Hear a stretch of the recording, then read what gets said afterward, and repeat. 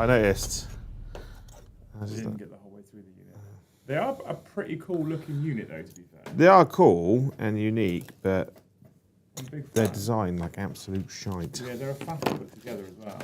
So I'm kind of happy you're doing it for me. But I didn't know I had 2 boxes. I thought I only had 1. But, Anyway, good afternoon, everybody. Welcome back to the channel. Thank you so much for joining. Sorry we're a bit late. I turned up late. It's my fault. I've got too much on at the moment, and I've just kind of bumbled in the last half an hour, scheduled the stream, and got ready to go. But we are here for another Liam and Joe show, and because I bumbled in the last half an hour and just about got here in time, I didn't have time to set up the podcast over there, so we're over here. So I'm sorry, tough. But then we'll also get to do some building at the same time. Joe has decided that he wants to try and improve my Sylvaneth list for me, which is good. How can I be muted? It's moving. Blah, blah, blah. Is it your one that's muted? Is it still muted now? I've just muted it and unmuted it again. Oh. Is it working now? Do you? I didn't have mute on my little screen here. Is it better? I can cycle it again. My mic is cooked. Please don't tell me it's broken. That would make me very sad. It might just be over there. Better, okay. Well, I turned it off. I turned it on to mute and back off of mute, so maybe it got stuck. Okay, beautiful. That is the science of it. Off and on again is literally how all IT people work, right? Yeah. Ultimately. So Joe's decided he wants to, thank you chat for letting me know straight away as well. Thank you, Joe has decided he wants to improve my Sylvaneth for me, which is great. Well, I think it would be beneficial, not just to you, but also the channel, that if you had more than one build of your army. I think Sylvaneth to play are my favourite AOS army. Yeah. I think the aesthetic, it's very close. I think my favourite is probably the Lumineth. Yeah. But I think to play they're my favourite, despite the fact I think you've said on a few occasions they're not very good. So they're not doing great. And I don't care. The problem is, my research I've done this morning on them, is that by their nature, you have to really spread them out to achieve anything. And a lot of their stuff's really expensive to put on the table. But it's all like 12-inch, within 12-inch aura buffs on your units. So it's like... So you kind of have to be together to get the buffs, but you want to be spread out to help the army. Right? And then so you have to spread out to do stuff, and then the units that are good hit really hard, but have no survivability, which is fine if it wasn't for the fact that they're really expensive, so you don't get many of them. Okay. It's an odd build. Well, I mean, I'm not going to complain about Joe looking to add to the Sylvaneth for me, because you know how long it takes me to do anything, and I'm currently still on my Space Marine hype right now. So as much as I would like to still paint some Sylvaneth stuff, because it quite appeals to me, the browns and the greens and different colours to what I'd normally use. It's just not something I'm going to get to anytime soon.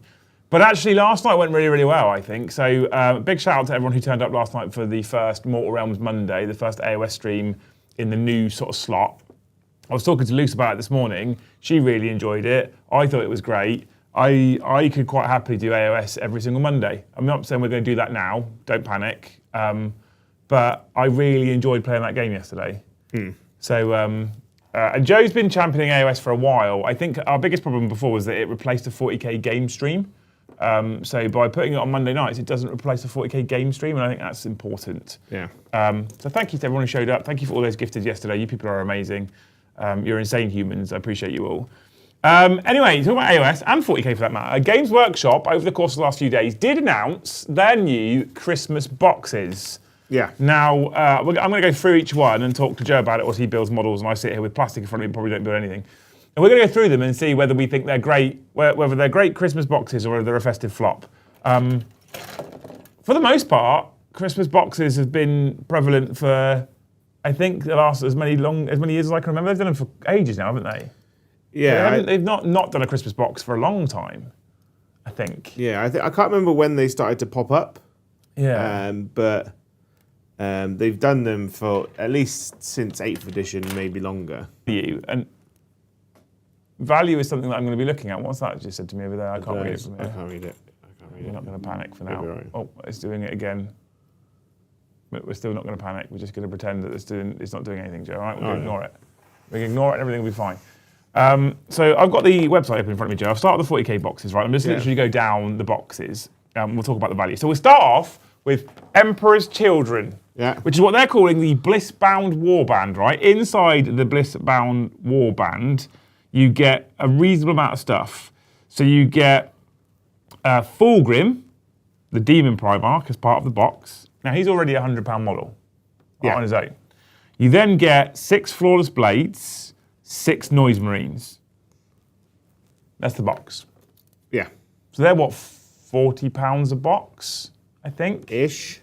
Yeah, about that. So we're talking about close to £200 worth of stuff. I'd say more than, because Fulgrim's probably, what, 100 quid, right?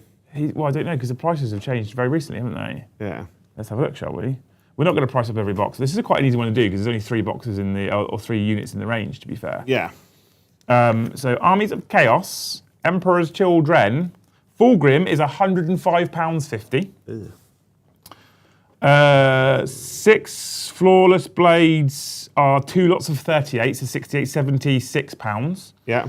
So we're now at, what, 181 already. And then a box of Noise Marines is 40, so it's 225 quid, roughly. Yeah. £225 for that box. So if it's 150 quid... Is that what you think they're going to be?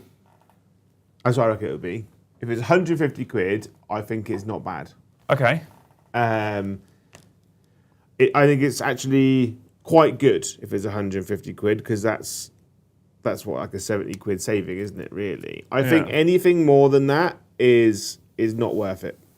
Okay. Solely because Fulgrim is a bit shit, right? It's a lot of money to spend on something that was released with bad rules, and we can't guarantee it's going to get better rules soon. I think from a collector's perspective, so I've got at home a Combat Patrol and a box of Noise Marines. That's it. Oh, and I've got a Lucius and the old Lord Cacophonist, right? Yeah. From a collector's perspective, this looks great for me because the value is it's just the cheapest way I'm going to get that stuff. Yeah. Ultimately, especially if you could buy them from Element, right? Cheapest way I can get that stuff, good. I get Fulgrim, I get another 6 Noise Marines, I get another 6 Flawless Blades on top of the 3 that I have as part of my Combat Patrol, so I've got up to 9 Flawless Blades. So as an early collector of, or in early stages collector of Emperor's Children, I think this box is great value. Yeah. But Fulgrim in it is a questionable choice if you're wanting to build an army that you can compete with, or if you're an Emperor's Children fan because you've probably already bought him. Yeah. So this is definitely, I think, a early stage collector or new collector of the army. Yeah. I think if you are just thinking about doing Emperor's Children, it's not a terrible box if you're thinking about doing the army. You know? You just kind of... Oh, that's a really weird arm connection. If you think about doing the army, you pick that up, you pick up a Combat Patrol, and you're kind of off to a good start. Yeah. You've got 12 Noise Marines, 12 Flawless Blades. Oh, there's no Noise Marines coming in the starter box, so it's 12... It'll be 12 Flawless Blades. 12 Flawless Blades, you'll have 6 Noise Marines, 10 either Infractors or Tormentors. You'll have the Lord Exultant, and then you'll have Fulgrim. It's not bad. Yeah. So apart from Fulgrim, sadly, everything in that kind of list is like, well, actually, and it's everything that army needs anyway. Yeah. So I think it's all right if I didn't already have Emperor's Children and someone gave that to me for Christmas, I probably wouldn't complain. Fair. You know, I think I'd be like, oh, cool, I can start an Emperor's Children army now, and I've got the most... It's also the most expensive model for that range. Yeah, like I was saying already, right, so for my particular edge case, as a new-ish Emperor's Children collector, I think it's great for me, but... so I think the box is good value, but I don't think it's what I would call the strongest 40k one. I think it's good, I just don't know if it's the strongest 40k one. I have an opinion on the strongest 40k one, but we'll get there. Next, Joe, we have Leagues of Votann and the Chthonian Prospect. Yeah. Right, the Chthonian Prospect, you have an Iron Master with all of his little his assistants, his ecogs and stuff, right? 3 Thunderkin, 2 Chthonian Earthshakers, which is a new artillery piece that no one uses because they're terrible. 10 Chthonian Berserks, and a capricious defender, which can be built as a capricious carrier, so the new floaty transport thing. This box also contains 2 leagues of Votan transfer sheets. I mean, that's not terrible for Votan, is it? It's not bad. It's a really in nice terms of the rounded context, box. you get a really good. Yeah, it's just a good box of all things that you need for Votan. The only thing that bugs me about it is the narrative issue I have with the Chthonian range in general. Why would you have an entire army of berserkers and then you arm them with artillery pieces? Well, because they obviously disrupt before you charge your berserks in, don't they? Yeah. But even the unit of berserks has a guy with a little mole launcher. He does, yeah. Like his own little artillery piece. I'm just like, why? Some people never. Whilst you're charge, I'm going to stand here and fire little drills underground. I mean, it bugs me, but as a Christmas box set, it's great, it's isn't really, it? really good. It's really it's good. because, obviously, berserks are a really expensive unit to buy for 5 okay-ish models. Well, there's 10 in there. And you get 10. Yeah, solid. You want Thunderkin. The new transport's cool. The Iron Master's probably fine as well. I don't know. Although there is one major flaw with this box set, right? No one can go in the transport. No one can go in the transport, so you have to build it as the gun version. I mean, you don't have to. It depends what you're adding it to. If you're adding it to if you're adding collection. to existing force, yeah. I'm a fan of it, though. I like that. If you're looking at starting Leagues of Votan, that's a great way of starting. The combat patrol and a box of Jaegers. It's a good starting force. Solid. Right, let's get on to one that Joe loves. Tyranids. I don't like this box set. Crusher Stampede. I think this, for me personally, is probably... Go to the Games Workshop website and find out their prices. This is probably one of the worst boxes I've seen for a while. I think it's the weakest box out of the range. Now, in terms of price point, I'm not entirely sure it's that bad. I think, again, it depends on where... if it's around 150 quid, right? So let's have a look. So you get a Neuro Tyrant, chap. Yeah. You get a Screamer Killer. So those come in they're on the same sprue, by the way. Of course, so that's why they're in the box together. I don't like them being in here because they're in the starter box. It just bugs me. They're like, we've got a fuckload of these lying around. The new additions around the corner. How do we get rid of them quickly? So a Neuro Tyrant and a Screamer Killer. I mean, for me, if I was starting Tyranids, this would be fine. And I think often we have to look at these boxes as being, how do you get someone into an army? It's sad, right? Because as a Tyranids player, you want the Neuro Tyrant because it's actually really good for your army rule. But the problem is he's dragging along his younger brother that you don't want at the party. My parents said he has to come. But you have to think as well, and I don't know if maybe this is just me being a bit of wishful thinking, but I think that in 10th edition, the Screamer Killer's been shit all the way through. Yeah. So surely they're going to go into 11th edition aware of that and going, how do we make a Screamer Killer actually terrifying? Yeah. And they might come good in the next edition. So you get a Neuro Tyrant, you get a Screamer Killer, right? You also get a Tyrannofex, as well as a Malceptor and a Haruspex. So you get 5 units. The Neuro Tyrant is strictly 3 models, so strictly you get 7 models.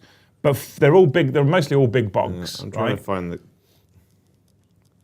I feel like what's weird with this is because they're 4 big bugs plus the Neuro Tyrant, the value is probably actually quite good because the big boxes are going to be like 50 quid each. So the Screamer Killer and the Neuro Tyrant is a 70 quid box. It's fucking horrible, right? That's bad. The Malceptor, and the thing is though, apart from the Tyrannofex in the box set, everything's online only. Yeah. The Malceptor is £52. He can be built as something else, they can't he? He can be built as... is it him that he can be the Exocrine? Or is it Toxicrene? Toxicrene. Oh no, you don't want to build him. I mean, I like the Malceptor's better, but I like the Toxicrene, and I think it's a bit... It's an unplayable model, but its rules are good. Yeah. The Haruspex is 54 quid. And you want him because you can make an Exocrine. Yeah. And then the Tyrannofex is 42.50. Okay. The Tyrannofex is good. So all of that combined is £219. So again, if it's 150 quid, similar I value think to the Emperor's Children one. It's good to get. Like for me, I'd probably, I won't buy it because I've got most of the stuff in the box anyway. But if I was a new Tyranid player, I would probably argue that you buy 2. Oh, really? Yeah, because That's interesting. you want, in terms of the financial savings, especially if you don't buy it direct from Games Workshop, it's really good, right? Because you want the Neuro Tyrant, and unfortunately he is stuck with his younger dweeby brother, right? The Maliceptors are really good, and I think there's an argument to run 1 or 2 of those. The Horror Specs you don't want, but you want the Exocrine build. So having 2 Exocrines is great, and then 2 Tyrannofexes is just brilliant as well. Yeah, and you can add that to the combat patrol, which is decent. Get yourself a Hive Tyrant and you're away. Yeah, but I don't like the box set because of the Screamer Killer and the Neuro Tyrant, because it's the starter box set sprue. And that's what bugs me the most. Yeah, you've got a real thing about that, haven't you? I just don't like that, because they're like double dipping, right? On a sprue that's, because they're charging 70 quid for 2 models in a box set that was like 150 quid originally. So, like, to me, those 2 models have 0 value, because when that box set is released, their actual value's about a £5. I mean, look, I would have preferred if that wasn't in there and there was a Norn. If they put a Norn in there, that box set's incredible. I mean, look, I've got a bunch of built Tyranid stuff at home. I think if I wanted to actually take Tyranids seriously and expand on them, I think it's a reasonable box. I think you buy it, you know. But I take, I don't know, I always feel like, maybe this is just me, because we've just gone through the whole, price, and it's 220 quid of stuff. So it's basically priced the same as Emperor's Children. But I don't know why, but because there's only 7 models in it, I'm like, it feels like it's worse value. Despite the fact they're all big goobers. Maybe it's just a mentality thing. We then go down to T'au, everyone's favourite Xenos, the Farsight Cadre. And again, I think for the longest time, what I've done badly is I've always looked at things like Christmas boxes or combat patrols as cheap ways of getting models for an army that I love.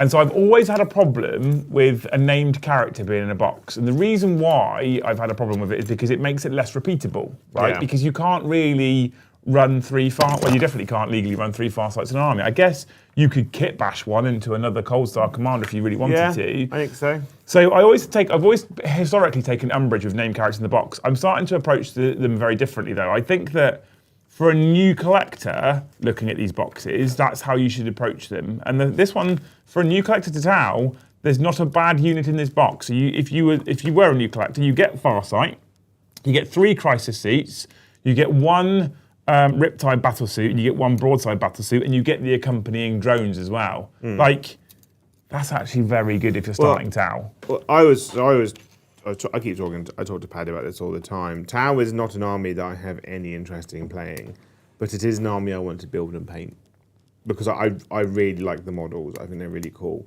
And obviously, I'd want to make a legal 2,000 point list. But that's, I think, like you said, if you can convert Farsight into another commander, You get 3 of those. you get 3 of them. Yeah, 100%.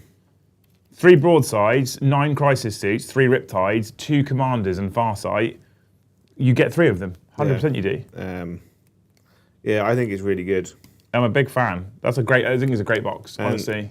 And then the Crisis Suits, you can either just make the best option, or you could be a disgusting pig and magnetize all the guns. Well, the thing is with Crisis Suits now as well is you have to be careful what you put on because of the loadouts, don't you? So, yeah. So I'd probably make 1 of each loadout. I'm buying 3 because I don't care about playing them. Resident says you want broadsides and Crisis Suits always and getting Farsight and Riptide on the cheap. Yeah, exactly. Yeah. Yeah. If you've got things you want to say about Christmas boxes or anything in general, chat, by the way, you're welcome to stick them on postcards, aka super chats. Feel free to click that little $sign, pick a fancy colour that you love the most, and stick a super chat into us. It is one of the best ways to support the channel, but the best way to support the channel obviously is with memberships. If you're a grey name, you can become a member of the channel by hitting that same sign and going to memberships. If you're already a green name, you can gift as well. We've got 7 gifted already. It obviously helps us, it supports us, it keeps the lights on, it keeps food on the table for both of us as well. So if you want to support the channel, that's the best way of doing it. Thank you, you wonderful humans. We then move on to something that initially I was like, I want that one. And then when I stopped and thought about it, I was like, I don't know if I do. And then I decided I actually do want it. I kind of seesawed, and it's the Space Marine, it's the Iron Halo Strike Force, right? I think it's really good. So in terms of value, I think it's great. Yeah. So you do end up with a company heroes unit that's led by a captain. Yeah. Right? You get 5 Stern Guard veterans, you get 5 Hellblasters, you get a Ballista Dreadnought, you get a Redemptor Dreadnought, and there's an extra guy in there who I think is a lieutenant with a power fist. Yeah. So you can have a captain and a lieutenant in your company heroes, should you choose. What's interesting as well is in nowhere in that description does it actually mention the lieutenant at all. No? Space Marines are the foremost bulwark of the Imperium, deployed to tackle the most extreme threats to the decaying sprawl of humanity's empire. The Iron Halo Strike Force pairs venerable elite warriors with plenty of firepower, led by a mighty captain and joined by a contingent of company heroes and 5 Stern Guard veterans. A unit of 5 Hellblasters armed with plasma incinerators eradicate enemies in a hail of incandescent energy, while a Ballistic Dreadnought provides formidable range support and a Redemptor Dreadnought wades into the fray to smash aside armoured targets. This box also contains a set of the just revealed Space Marine heads, 2 Space Marine transfer sheets, and 2 Space Marine vehicle transfer sheets. Doesn't mention the lieutenant at all. Good job, GW. But well, the thing is that it might be that like they've looked at it and gone, that lieutenant's a captain, because the captain's part of the company heroes. Yeah, but he's got the lieutenant markings on his head as well, though. The red stripe inside the white. Oh yeah. They've literally painted the lieutenant markings on his head. Yeah, but the people that work on Warcom aren't exactly the most reliable human beings ever, are they? I mean, they've not really shown themselves over the last year the entire edition. And I'm going to be honest with you, Joe. When I first looked at this, I was like, I don't want it. The box has 2 captains in it. No, the box has a captain and a lieutenant in it. Yeah. Definitely has a captain and a lieutenant in it. Yeah, because the captain comes in the company heroes box. And that's definitely a lieutenant. If you look at the image, from the left to right, you've got Heavy Bolter company heroes, Captain company heroes, Champion company heroes, Banner company heroes just before it, behind him, and then Weird Mechanical Arm Man company heroes. Then in the middle, you've got the lieutenant, which they put front and centre like he's the captain. Why do you call him Weird Mechanical Arm Man? He's got that weird. He's just a Space Marine with bionics. Yeah, but it's just a shit. It's one of the shittest arms I've seen for a Primaris. He's just in a relaxed pose. It's not a relaxed pose. It's dead straight. And then the lieutenant, they put the lieutenant in the middle with a power fist, like he's like the best man there, like he's the captain, but like he's got the lieutenant markings on his head. He's got the white stripe with the red down the middle, which is the lieutenant markings for Ultramarines. So, well, keep an eye out on that because it might be if he's not in the box set, everyone can complain and get money back. So when I first saw this, I was like, oh, I definitely want it. And then I was like, oh, I don't want more company heroes. I've got 5 here that I'm building. And then I looked at it again and I was like, it's actually brilliant. Because if you bought 3 of these with no name characters, 3 into company heroes isn't bad. 3 lieutenants, which you could use. You could definitely like do a bit of kit bashing. You could use them as captains. You could use them as lieutenants. You could even use them as squad sergeants in intercessors with a power fist and a plasma pistol. You then get 3 redemptors, decent. 3 ballistas, decent. 15 hellblasters, 15 stern guard, decent. The thing is, though, right, is you don't have to build. The thing is, though, company heroes aren't just a single unit, right? They are also a Judica, an ancient, a stern guard guy, and a stern guard with a heavy bolter. Right? Yeah, I just put them on different size bases, and then in the box of stern guard, you get enough left and right arms with guns to have 5 bolt rifles, 5 combi weapons, and a heavy bolter. So those you could realistically, because no one wants plasma incinerators, you could use the bodies from the incinerators to make more stern guard, or give them bolt rifles to be intercessors. But you could also use the guns, the arms from the stern guard on the company heroes, and just make different posed stern guard as well. Yeah, there's lots you could do. It's actually a really I went from I don't know if I like this box very much to thinking it's probably the best 40k one in my opinion. Yeah, and it's Space Marines, which is my current hyper focus. So I'm here for it. That's an incredible box. I think you can be some of you can be current collectors and think that's great. Obviously, if you've got huge Space Marine collections, maybe not. If you're a new collector or you've just started or you're like intermediate collector, this is a great box. Yeah, I looked at it and I was like, yeah, I want that. Yeah. Because I've got to do so many, like, all the Space Marine chapters, basically, right? I looked at it and I was like, damn, I could buy 3 of those. And it would save us fuckloads of money. It would, yeah. If we had the money to buy them in the first place. Talking of fantastic boxes, though, we then go on to the Hellforged Warband, Joe. Joe, who is trying to gently reignite and caress his love of Chaos Space Marines. Yeah, I called my list that I put into the group yesterday. I called it Learning to Love Again. Yeah.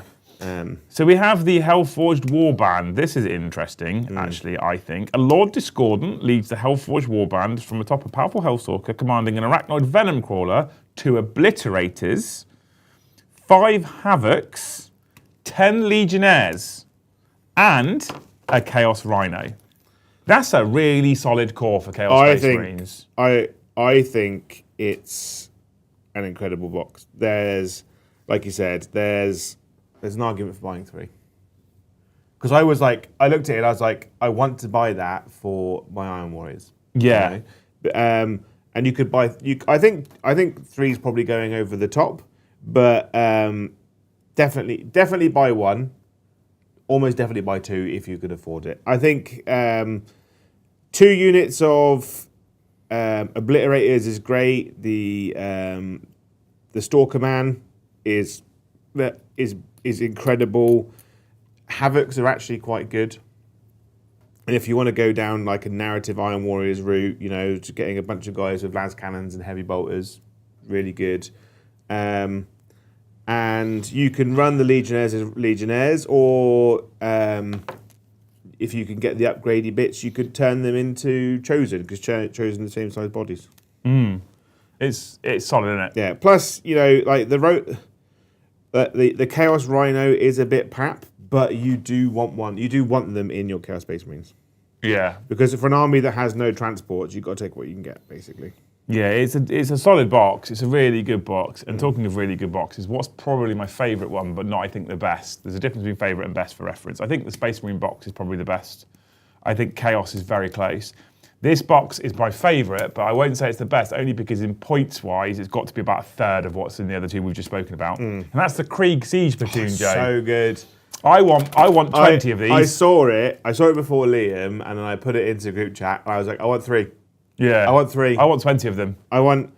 Yeah, the Krieg box is going to be good value. They're all going to be good value because that's the whole point in these boxes. Points-wise, it's not going to be great, but considering they're already more expensive to collect a 2,000-point army if you're going to go down to infantry than almost any other faction anyway, if you can get a saving, take a saving.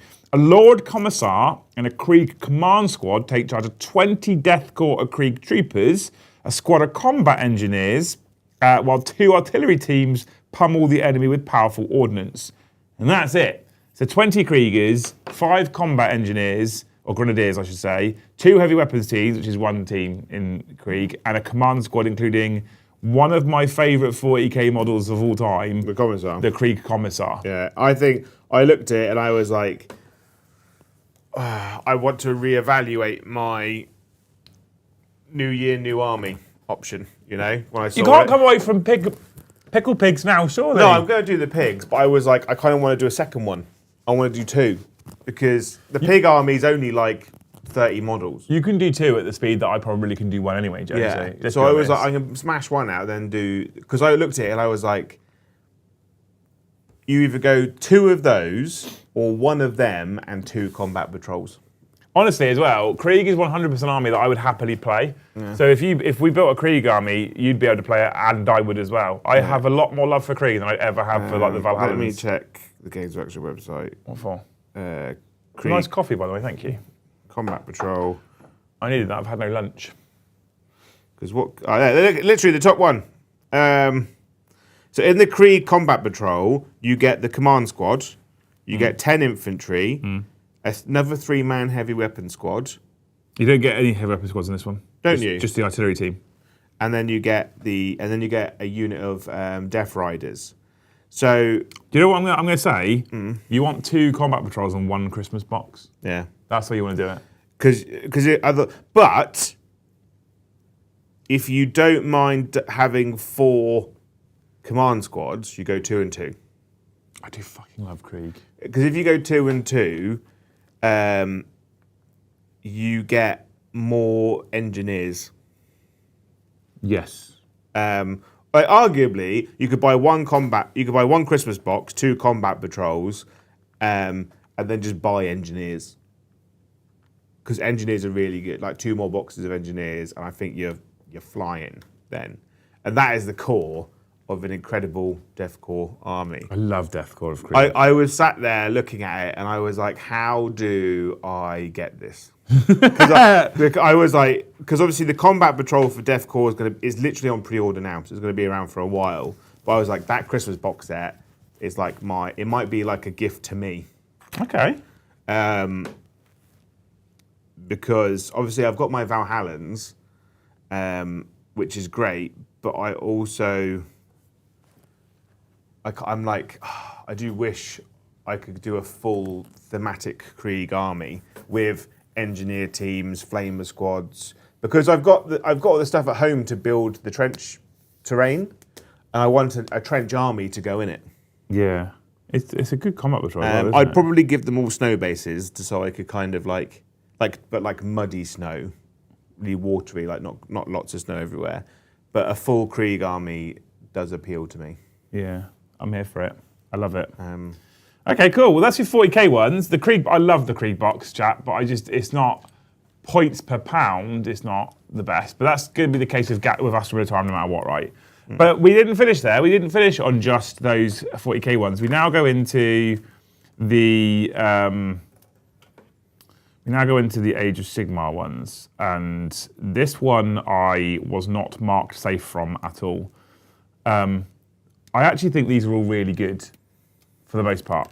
They do for the 4 Grand Alliances. So we'll start with Chaos. Yeah. For the Sky Warp Swarm. Yeah. Which is the Skaven one. Okay. So we have an Arch Warlock with a complement of 20 vicious Storm Vermin. You then have a Rattling Warp Blaster, 3 Warplock Jezzails, 5 Acolyte Globadiers, Yeah. a Warp Spark Weapon Battery, Warp Vault Scourgers, Rattling Guns, or Warp Flame or Warp Fire Throwers, what they can be armed with. Yeah. There's quite a lot in that, because Skaven are they have the guard problem of being quite cheap, right? Yeah. So I think it's really good. I don't think you buy 2, because I don't think you realistically want 40 Storm Vermin unless you want to make a narrative list. So I think if you want to do a narrative list, you buy 2, and then you buy the Storm Vermin character to join them. And it's really good then. It's not really good. Like, Storm Vermin are good, but loads of them not great. But having 6 Jezzails, having the weapon teams, like, it's a really good core of an army. I think it's the second best of the 4. That one's the best one. I don't know. I think it's the second. I think they're all really good. They are really, really good. But I think in terms of if you want to make a functional army, that's the second best one. Okay. Yeah. Well, the second one on the list, we go to Death, and we get the Lancers of the Crimson Keep. I really want this box. It's so good. I really want this box. I think it's the best one. Oh, really? I think it's the best because out of all 40k and AOS, or just AOS? Out of it's competing versus Krieg, because I think Krieg is. I think it's the best AOS one. So you get Prince Vordry on his monstrous steed, 10 Bloodlights, and you also get 3 Fellbats. Yeah. So that's not bad, is So it? you 100% buy 2 of these, right? No, because the alternate build for Vordry is the Revenant Draconif, which is just an undead dragon on its own. Right, and there is a regiment of a Vordry Regiment of Renown, which is Vordry, Revenant Draconifs, Blood Knights, I think the Bats, Lords on Nightmare Steed, and that's it. Oh, It's really good. Having having 20 Blood Knights, him and the Revenant Draconif, and then you just pick up the Nightmare Lord, and then you just.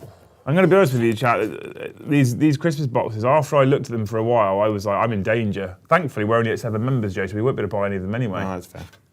But that's if I was starting Soulblight again, I'd get that immediately.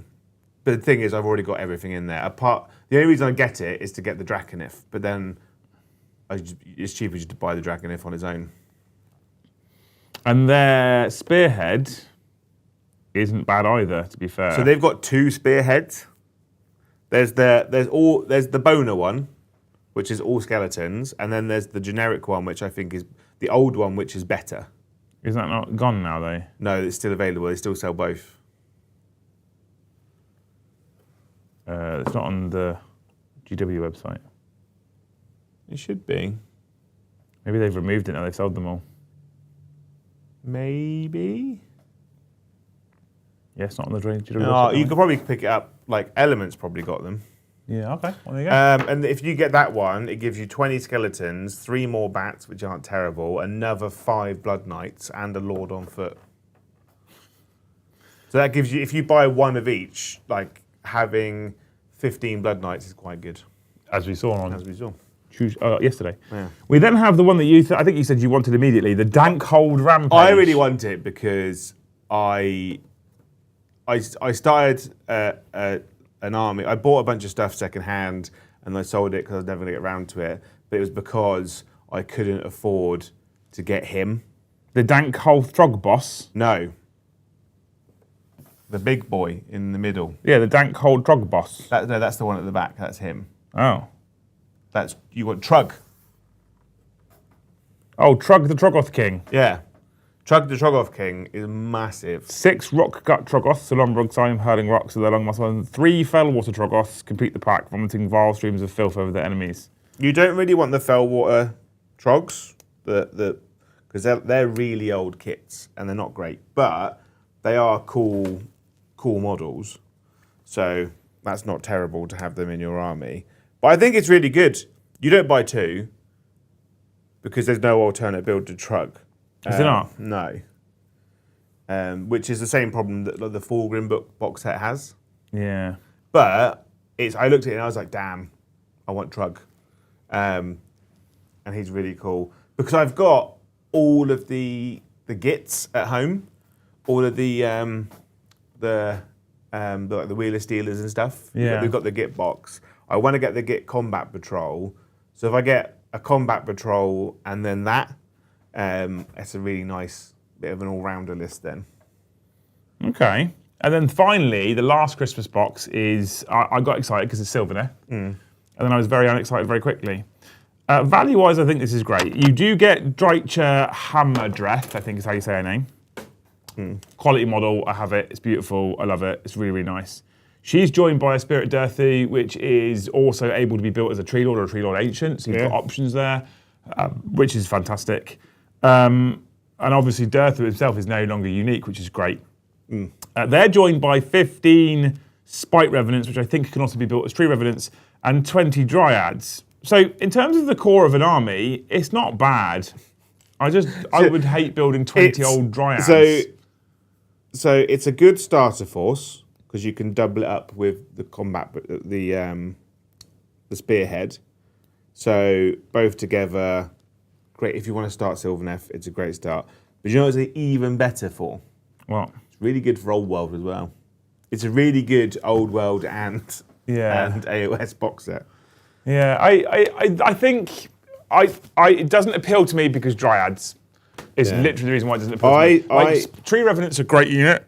They're really, really good with their uppy-downy shenanigans. Dreicher is cool as shit. Tree Lord Ancients, and Dirthy, cool as shit. 20 Dryads. I can't remember who I was talking to about it. It might have been Dan. But I was saying, I don't think Dryads are long for this world in Age of Sigmar. Seems odd to stick 20 in a Christmas box, though. Yeah, but they did it with Deathwing. So Deathwing. So let's talk about the Christmas box content. So that's the boxes. That's all 7 or 8 of the boxes, which I think most of them, I can't think of one where I do look at it and go, it's terrible. I'm not a huge fan of the Tyranid one. I don't know if I love Fulgrim being included in a Christmas box necessarily. Yeah, but I can only imagine, like, and this is where I'm going to go on to the next part of the topic, right? What's the purpose of Christmas boxes, Joe? What do you think the purpose of Christmas boxes are? Because I look at some of it, I look at Dryads in Sylvaneth, I look at Fulgrim in Emperor's Children, and I think, is this just a way of shifting stock that you haven't been able to shift? I think they're solely to get people to start playing those armies. I'm going to drop my chair a little bit. It's to get people playing those armies and to start collecting them. And I think if you're thinking about starting one of those armies, it's a great lift-off point, right? Because you can't really go wrong with just randomly picking up one of those Christmas boxes for a loved one, you know, because you just buy it, sling it to them, and they go, cool. Start of an army, you know. And if they don't want it, I guess it's basically a £150 gift voucher that they can take to a GW store. So, like, they're not targeted at the people that already play those armies, but if you do already play those armies, just more of the stuff is not terrible. It's weird, isn't it? Because like I said, I look at things like Dryads and I think, well, no one's probably really buying Dryads anymore. I look at Fulgrim and I wonder how well his sales have done, considering on the tabletop he's really pap. And he's an expensive model to buy to be pap. So I think you probably buy him as a centerpiece for your overall army rather than something you play regularly.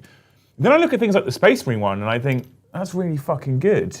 And I look at the Soulblight one and I think, that's really good. And I'm like, I can never kind of put my finger on what they're trying to do.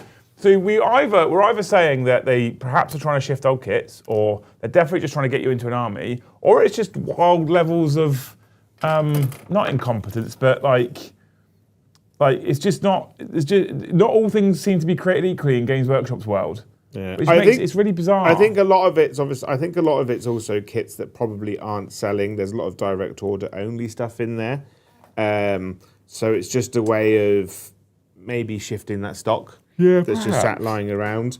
Because the problem is, I think Games Workshop's very aware of how expensive it's getting, right? And well, I don't know if they are because they keep putting the prices up. I know, but obviously they're like everyone else is doing an inflation. We're going to do our inflation. But the stuff that comes out afterwards tends to. I think if a thing replaces a thing, it tends to get released cheaper than the thing it replaced, which I think is good. You know, and then obviously you've got a lot of direct order only stuff that's quite expensive. So by putting it in Christmas boxes, you're a lot more likely to shift it. Yeah, that's interesting. So, but it just I feel like that's probably where I would have defaulted to for some of those boxes. But then, like I said, I look at like things like the Space Marine box, even the Krieg box, and I think Krieg box is incredible. They're just good. So at that point, I'm like, I don't see anything in that Space Marine box that's struggling to sell. Although I think they've probably put a Redemptor in every box they've ever made forever. They put Redemptors in everything now. I don't know why. Ash had an interesting question. He said, are the Sternguard definitely going to be multi-part ones? Concerned as Ballistus is also there. I'd like to know before I buy the box, but I'd imagine Ballistus is his own sprue. Yeah. Sternguard, that's a multi-part Sternguard box. That's a multi-part Sternguard kit. Take it from me. How do you know? What? How do you know? Because it's the multi-part Sternguard. Yeah, but how do you know? Because it's the models. Because the Sternguard from Leviathan were a mixed sprue with the Apothecary Biologist and the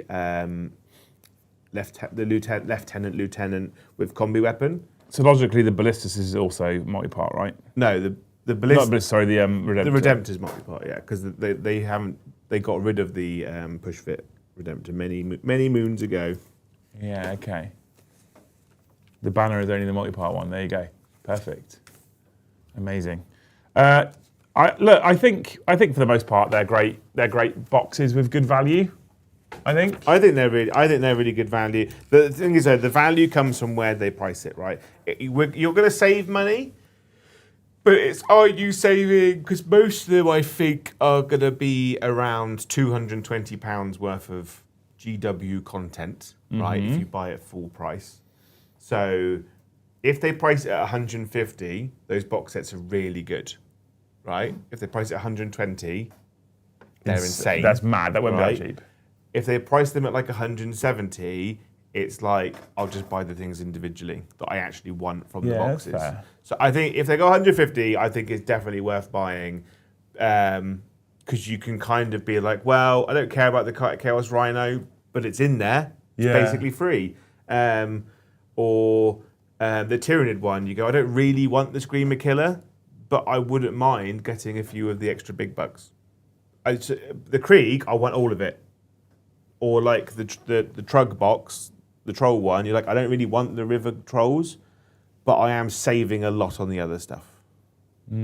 So... Hellblaster's coming in a box of 10, but it can be around 5 or 10. Yeah, correct. Yeah.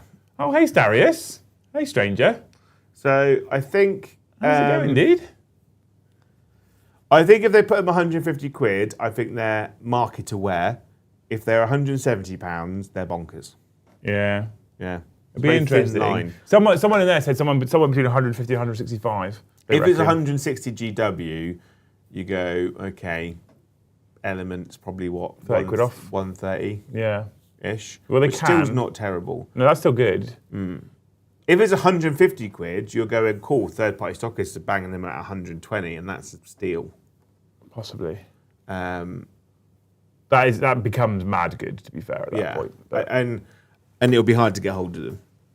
Apart the from problem is I kind of want for me, I want I don't know why I want the Skaven one, I just do. I kind of want the Vampire one. I don't care about the other two AS ones. I want the Space Marine one. I want the Krieg one. I want the Emperor's Children one. And I probably can afford none of them. So, they're just pretty things to look at. Yeah. But we can dream, you know. It's like the Argos Christmas catalogue, isn't it, really? When I was a kid, I'd just go in it and just circle things and leave it in convenient places for my mum to find. Yeah, absolutely. Yeah. Hey, don't forget about your hyperfocus as well. My hyperfocus, I never forget about it. It controls me every day. Don't you worry. I'd be tempted to get the Drycher one. Tales of my demise were greatly exaggerated. Yeah. The Drycher one. I'd be tempted to get the Drycher one solely because I was thinking about doing Wood Elves for Old World. For Old World, and all of those things can be used in Old World, in some form or other. Because in Old World you've got tree men, so your dryads. You've got tree kin and tree lords, and tree kin are basically like Kurnoth Hunter-ish size. So, and then you can just use the sprite stuff. Drycher can be a tree lord if you wanted to, or a tree lord ancient. She's not quite big enough. Yeah, but size doesn't matter in Old World. Is that what you like it? And it doesn't really matter in Age of Sigmar either, because it's just the base that you put it on. Yeah, I guess. And there's less of this terrain nonsense for shooting. Yeah. To be fair. Yeah, I guess. Yeah, I'd be tempted to do it because I personally think that that Dryads will maybe not this edition, but probably next edition, Dryads will go because they'll want to move them back into Old World because that's where they came from. You know, that kit. We need a better order AOS. Too many old models. Old World is a better idea for sure. Yeah, and like Tree Men, we'll probably get a new Tree Man kit eventually. Yeah. Or it'll go away because that's an Old World kit. So much of the Sylvaneth range from pre the last book is just... AOS definitely suffers from that as a problem. And I've noticed that quite a lot. There's the amount of times I'll look at a model range for AOS. So I'll go into Sylvaneth because we were just talking about them now. The amount of times I go into a model range for Sylvaneth, or for AOS, sorry, and you start looking through the models, and the website's broke. This is good, isn't it? So, here we go, cool. And you start going through the kits, right? Lady of Vines, stunning model. Balfanos and Alariel, stunning model. The Revenant stuff, the Archers, the Lancers, these are all really pretty things. And then eventually you get down to Dryads and old Tree Lords, and you're like... Are they temporarily out of stock? Yeah, for all three of those. And they're just not that great. And I've noticed it for a few of them again, where it's like, you get to some of the other kits, you're like, it's just Old World stuff on round bases. So did you see the... It's same as, I think, if I remember rightly, if I go into Destruction, Yeah, I need to make sure I'm not lying to you. If I go into Ogre Morbrights, I think these are pretty much all old There kits. are rumours that they're getting an entirely new range of ogres. Oh, is there? Yeah, because those ogres are all from Old World. Yeah, these are ogres that my mate Lee, he had this army when we played old 8th edition fantasy, and they're the same models. So what is probably going to happen, I reckon, I broke the website. is that in the next edition of Old World, because what happened in current Old World is that they're like, oh, we're starting in a time where Skaven hadn't really appeared, vampires are quite quiet at the moment, you know, Dark Elves are just busy off like doing stuff in the sea, you know, like whereas they have a plausible excuse for Legionning's not having rules for every army to support. So what I reckon will happen in the new edition of Warhammer Fantasy or Warhammer Old World that comes around, they will unlegends the other stuff. Although the big Chumba Stoonhorn things, I quite like them. Yeah. If I could do a whole army of the big Chumbas. But they'll get an entirely new model range. Those will go back into Old World. Okay, so will continue to sell them. And they'll be fine. Yeah. Some of these are really old models. It's like Cities of Sigmar is kind of plagued with a lot of Old World kits. Like anything that's not new Cities of Sigmar human, everything is old World stuff. Yeah. So I reckon when Cities of Sigmar comes about, that'll all go. Cool. Well, we'll see. I think slowly differentiating between the two is probably a good idea. I just feel bad for people that might have loads of models for one that don't want to play the other. But just selling. it's part of it, I guess, isn't it? I'm gonna go for a wee. We'll allow it. I'm going to jump into chat in a minute, Joe. It's going to be a really short end of the stream. Somehow, with 260 people watching, we're still only at 7 gifted memberships. Because they hate Christmas. Maybe that's what it is. Maybe that's it. Yeah. He's left me again. I think for the most part, these boxes are great if you are looking to start one of these forces. In fact, actually, for some of you, even my Space Marine collection would do all right with that Space Marine box. I don't know though whether I think nowadays the big Christmas boxes are actually because I was like I was thinking about it, right. My list that I've written, I typically don't have lots of company heroes in it. I'm currently building these company heroes because they're nice models that I want to paint. My Ballistus Dreadnoughts in it, and it also never has any Stern Guard in it. So I look at that Space Marine box and go, oh, it's great value. But I think to myself, for building my army to start with, would I buy any of those things I've just listed? And the answer is probably no. I don't even know if I've got Hellblasters in the unit. So in the army. So I'm looking at it, I'm going, I probably only really maybe want a Redemptor, and I'd have to spend 150 quid to get that other stuff. Now, granted, that means that I've got shit that sits on a shelf that's going to be cheaper than if I'd have bought it separately, which I probably will end up getting for the collection in the future anyway. But I would then argue that for that specific circumstance, the value's then bad rather than good. So in terms of getting what you, in terms of what you pay for versus what you get, that value can't be denied. In terms of what you want versus what you get, that could be a whole different question though, right? That's a whole different potential issue. Anyway, as I wait for Joe to come back, I'm going to jump into you wonderful people in chat. Now, what we normally do at this point is we normally go through a swathe of gifted memberships.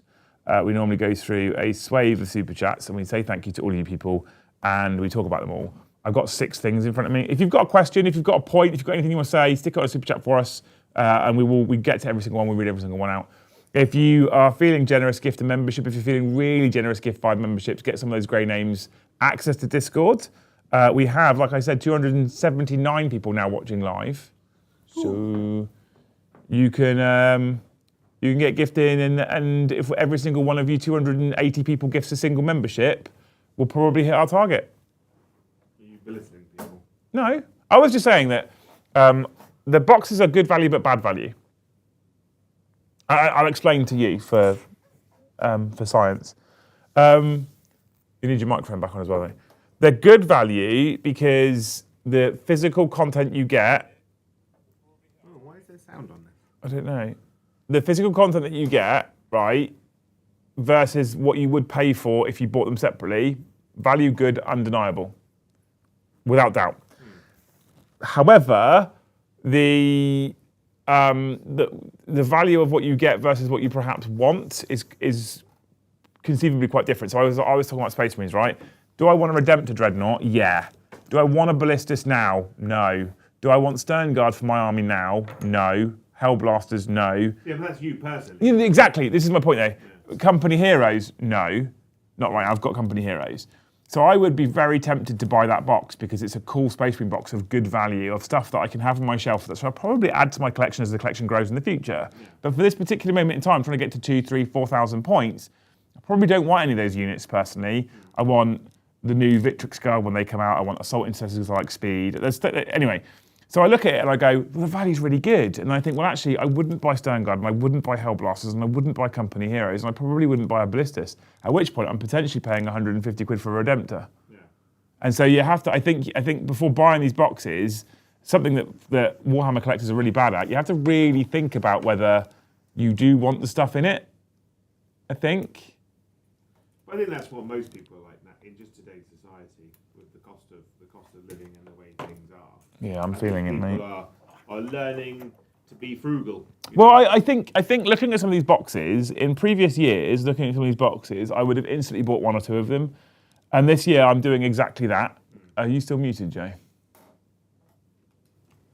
And this year I'm doing exactly that. So the previous years I've done exactly that. I've gone, I want one of those boxes, I want two of those boxes, and I bought them. And this year I'm looking at them and I'm thinking, I'm probably going to buy none of them. I want 2 or 3 of them. I'm probably going to buy none of them. Because do I need Soulblight? No. We've got Soulblight on the channel. I'm not going to get to it anytime soon. Do I want the Space Marine one? Yeah, but I don't want most of what's in that box. The Krieg one is a lot of stuff that I'm not going to get to. So I have to think about the fact that we are all poorer. The channel is feeling the pinch, so probably going to buy none of them and just be like, cool. Hope you all enjoy your Christmas boxes. Yeah. But I do think they're if you're just trying to if you're just trying to start an army or expand the collection, I do think they're great value, and I wouldn't want to put you all off. I think I think if you want to start one of those armies, that I think you buy any one of them. It's at the end of the day, if it's an army you want to do. Or someone that you know that wants to do, I think they are worth the money if you're going to buy them for someone else. Yeah. I'm always sad that when it gets to like the middle of summer and they've still got the AOS ones in places, because I'm like, oh, the AOS ones should sell. They're really good. Yeah. It's just. But then I'm like, I feel like if the AOS ones aren't selling year on year, you either make the contents better. Or, most importantly, you make them cheaper than the 40k ones. Because the AOS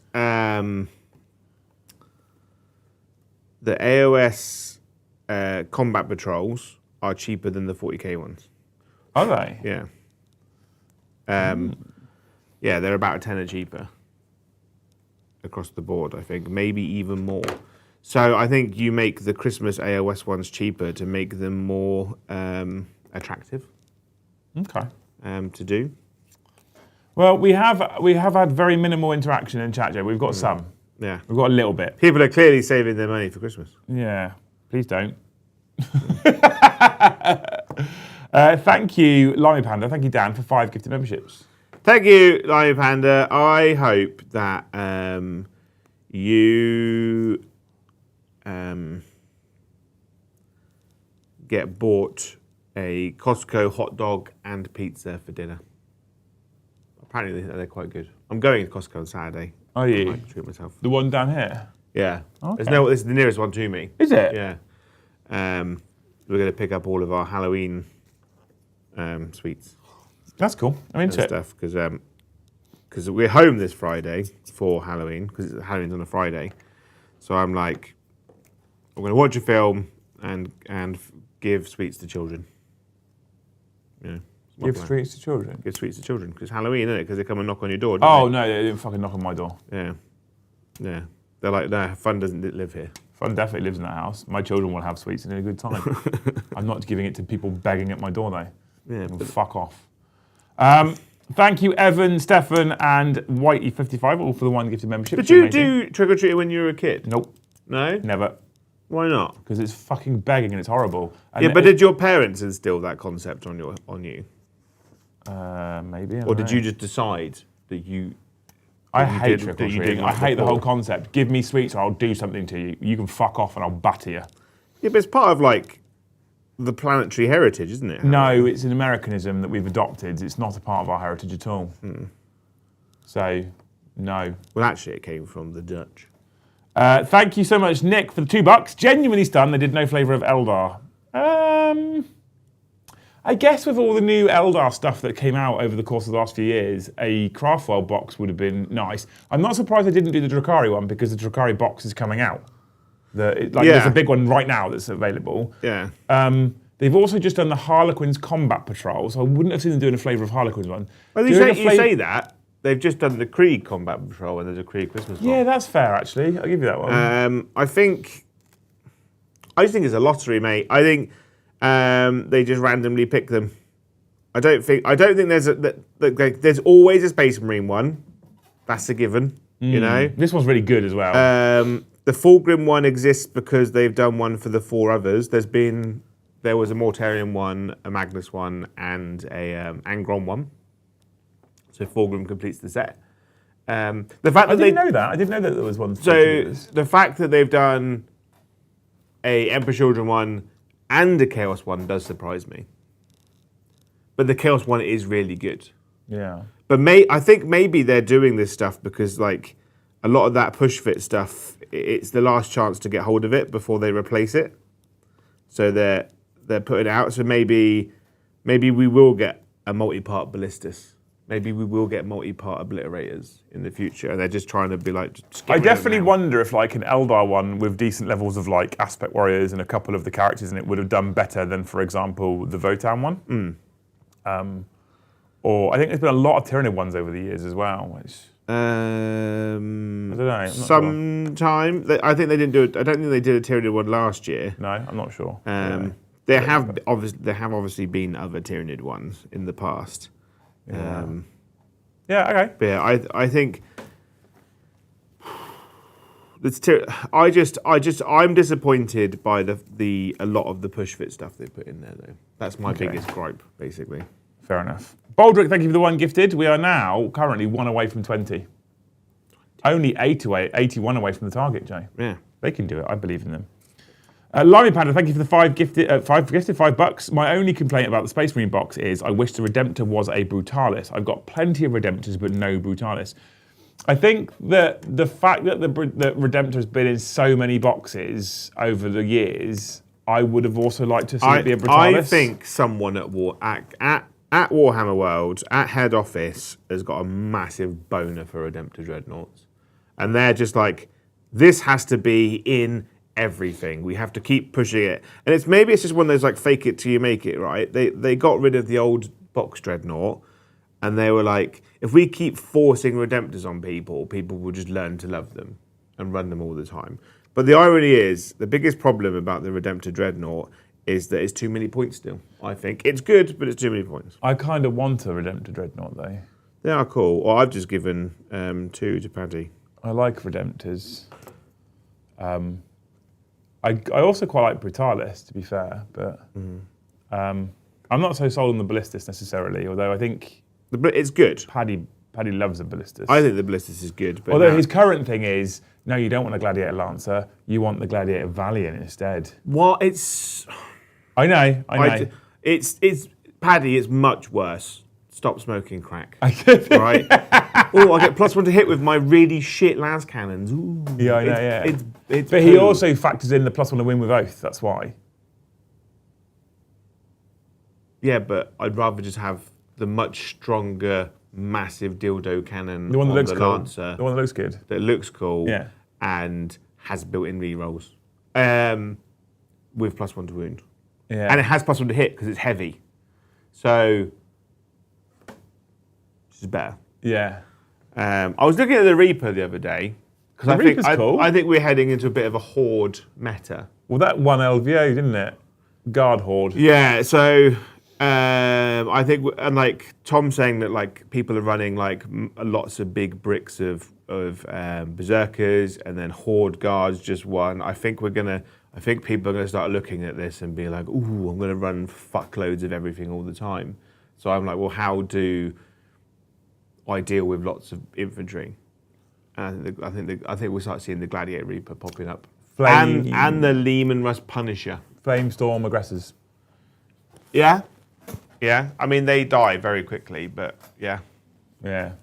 I'm joking, but I honestly love the idea of the meta shifting to things to sometimes to the horde. Like, I'm not a person who'd ever want to play a horde. I hate horde. The thing is, I think sometimes when you do play against hordes, if you've got the right tools at least, when you do play against hordes, it can be quite satisfying because shit dies. Yeah.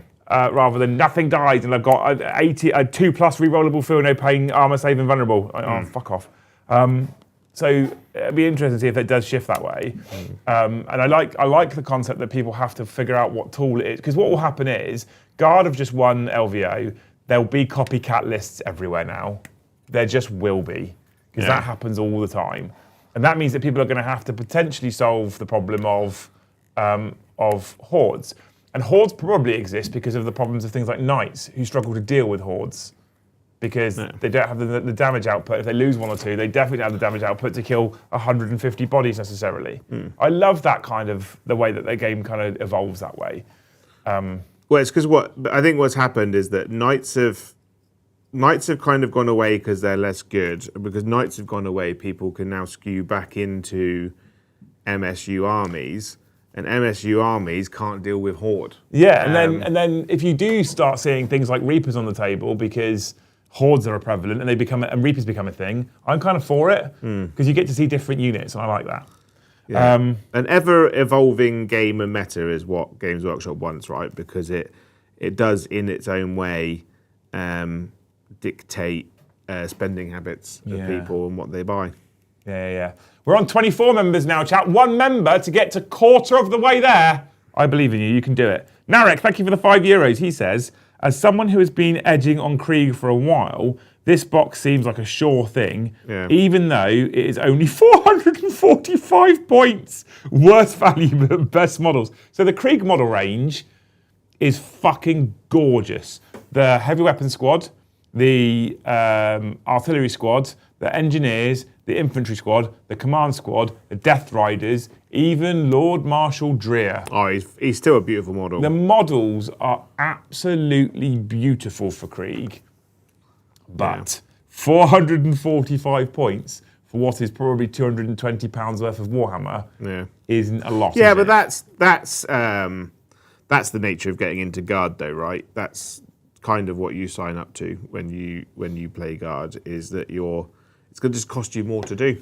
Yeah, but if you're going to play competitively as well, there is, if you want to start playing Krieg competitively or Guard competitively, if hordes become a thing, you do need to make sure that you're on your movement phase because that time's going to run out really fast otherwise.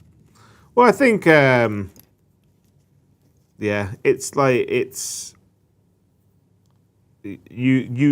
learn, it's sink or swim, I think. You either learn to do it properly or you just don't run it. But like that box set's really, if you get that box set and some combat patrols or 2 of those and 2 combat patrols, you just fill the rest of your army up with Dawns, Rogal Dawns. And that will save you a lot of financial woes. Well, no, it won't save you financial woes because the tanks are really expensive, but you do have to build and paint a lot less. And it's a cool army. I really like the idea of running big engineer squads in chimeras. You know, I really like the heavy weapon teams with the flamers. I think they're incredible. The heavy weapon teams with the flamers are very good. Yeah. The 18-inch flamers, I think. So like overwatching them is great. Yeah, they're damage to heavy flamers as well. They are damage to heavy flamers, yeah, which is tasty. Thank you, Pie Walker, for 5 gifted memberships. Thank you, Pie Walker. I hope that you have Toby Carvery for lunch. Well, actually, for lunch, for dinner. I haven't had Toby Carvery for a long time. I can have Toby Carvery. Yeah. I'm really basic, but I do love it.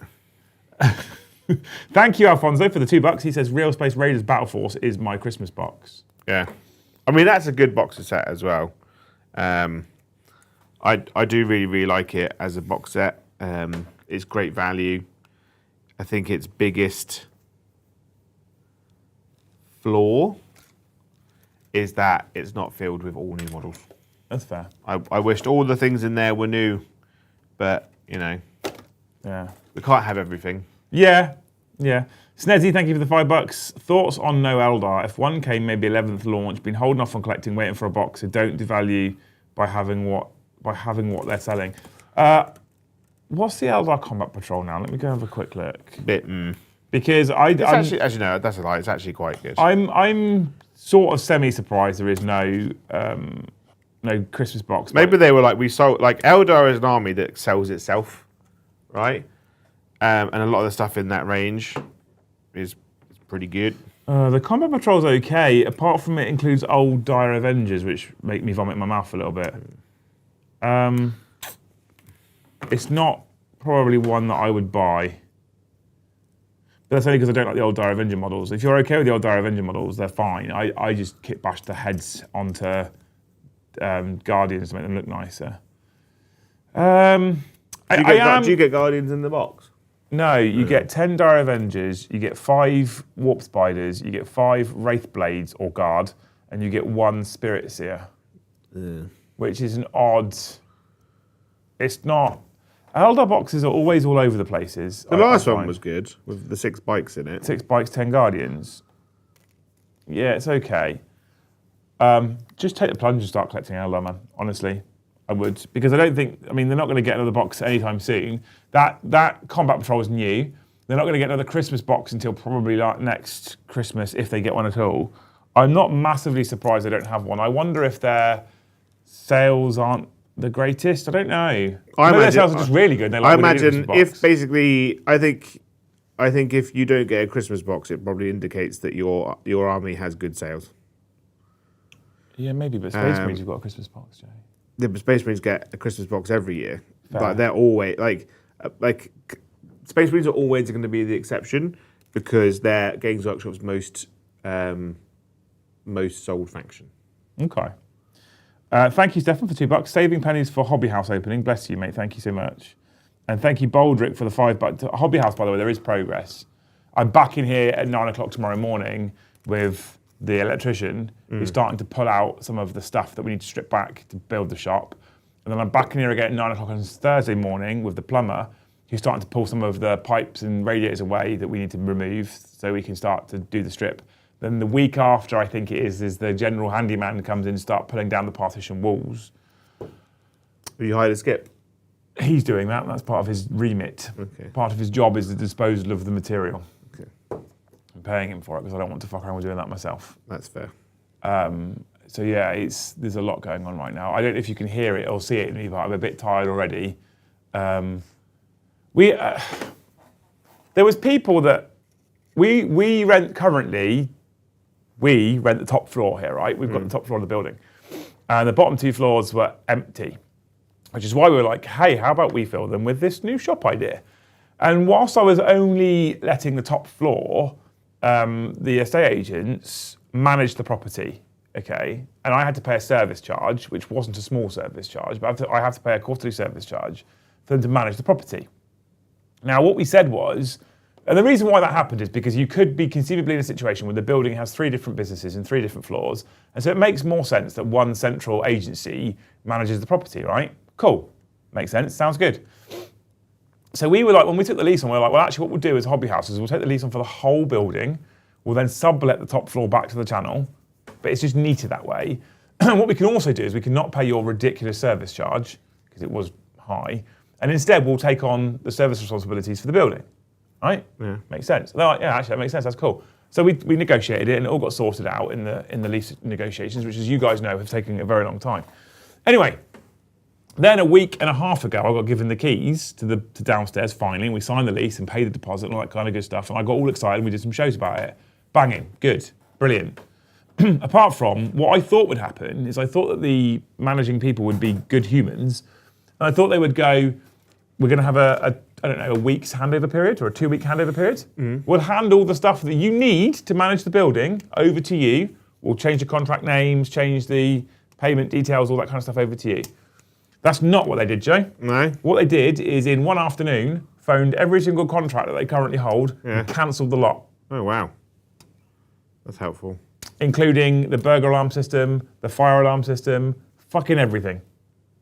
So it's been a bit stressful for the last week. Yeah. So I've tried to get it all back in place and been like, I know they've cancelled it, but we've taken the building on. We'd like to continue with the contract, please. Yeah. Please don't leave our building unprotected. Yeah. They're like, okay, cool, fine. Estate agents are a bit weird like that. I remember I moved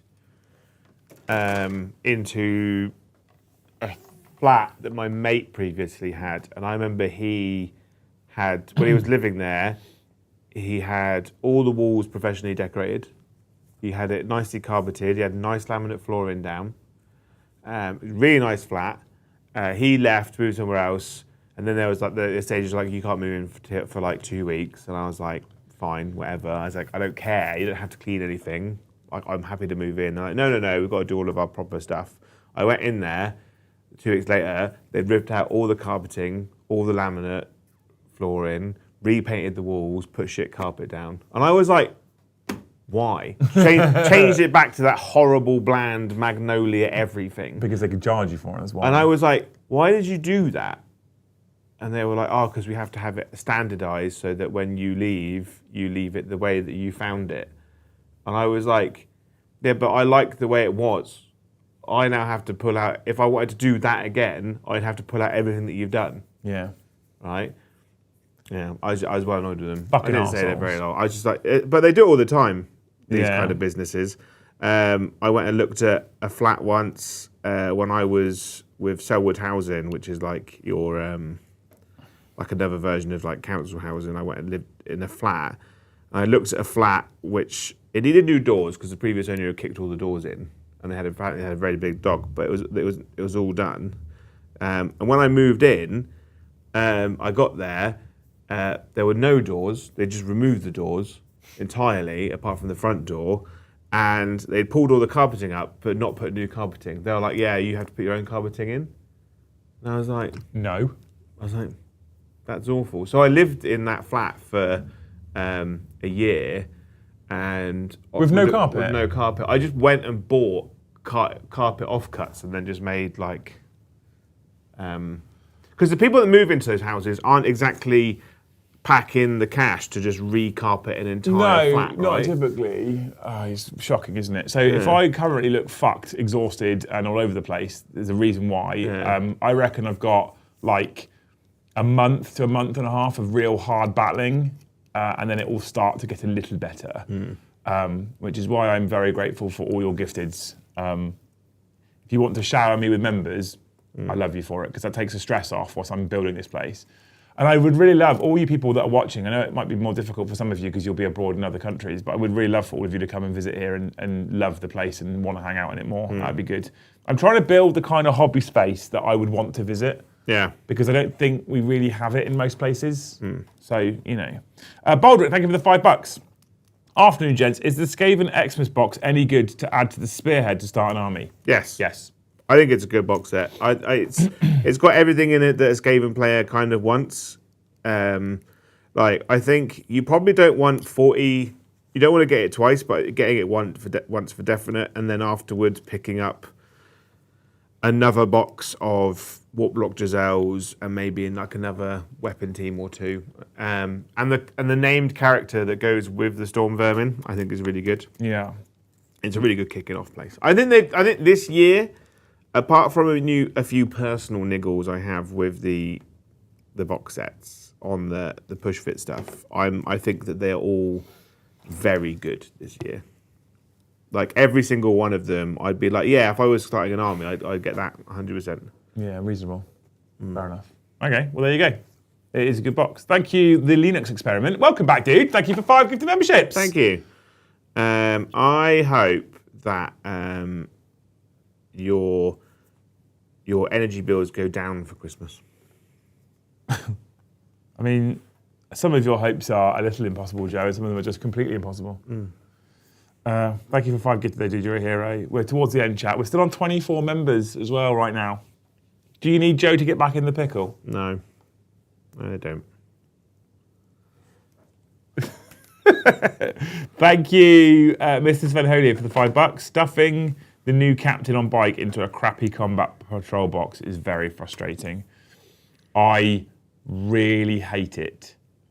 I personally really hate it when they take anything and stick it in a big, expensive box. Whether that's a combat patrol box, whether it's a launch box. If your launch box is 100% new kits, cool, fine. I'm okay with that one. That's not a problem.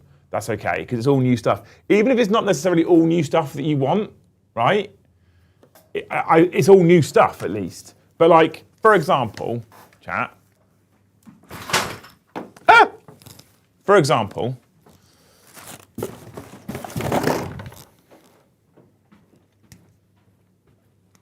this box is a good box in terms of value. Yeah. It's a good box in terms of the units that's in it. There's basically nothing in this box that you don't want, really, if you want to collect Drukhari. Yeah. But,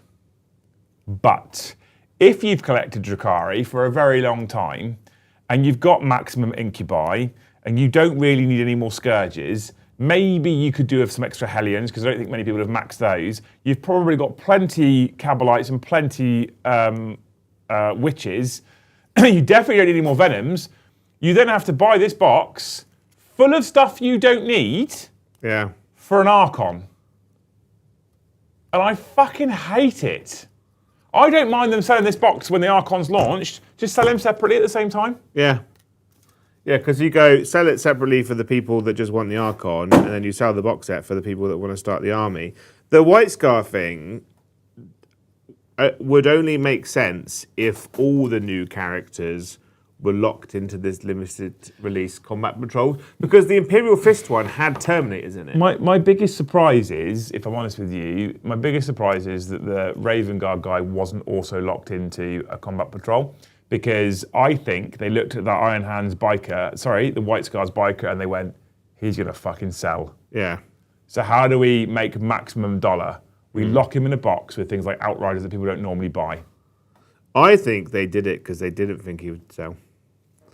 Because I don't think White Scars are overly. I don't think they're a popular army that people play. Right? When you look, because Games Workshop goes by data, generally. Yeah. Right? And they go, what armies are currently being played? And the only data they have access to is the ITC. So they go, what are the most popular played chapters out there? Raven Guard still gets a lot of play. I think Iron Hands probably gets a lot of play because they've got a good detachment. But the White Scars detachment gets a lot of play. But I don't think. But White Scars play it like. But like it's people who aren't running White Scars are doing it. You're not seeing the other card geezer. He's not flying off the shelves. The upgrade pack's probably not selling great. So they're going, these aren't selling, it's not a popular army, we'll put him in the box set to kind of guarantee he does sell. Or when we do sell him, we make more money. Honestly, I think what I would love to, and it's never going to happen, unfortunately, because I was thinking about this yesterday with these Christmas boxes, and it's an interesting, when you start to really think about it, it's quite interesting. The level of almost, I guess, FOMO that exists in Warhammer players is monumentally huge. Oh, yeah. So when I look at those Christmas boxes, for example, which of those boxes have got units in them that you can't get separately? Not a single one. Every single one of those boxes has got units in that you can buy separately on the Games Workshop website. Yeah. But I want that one, and I was like, why? And I think part of it's because, I'm going to miss out on a huge discount. Yeah. And I think it's things like the White Scar dude coming out in the Combat Patrol. If I don't buy that Combat Patrol, I could miss out on the White Scar dude. And we do know that Games Workshop commonly does have problems getting things back in stock. Yeah. Lucius was out of stock for fucking ages when they came out. I imagine he's probably still out of stock now. He actually was, the last time I checked, 2-3 weeks ago. But he was out of stock for fucking ages. So the FOMO means that people... And this is quite bad from Games Workshop, in my opinion. People, and I'll get to the counter argument in a minute because I know what people are going to say. But people are encouraged to almost make financial decisions that they can't fully afford because they're so terrified of missing out on something. And that's really fucking bad.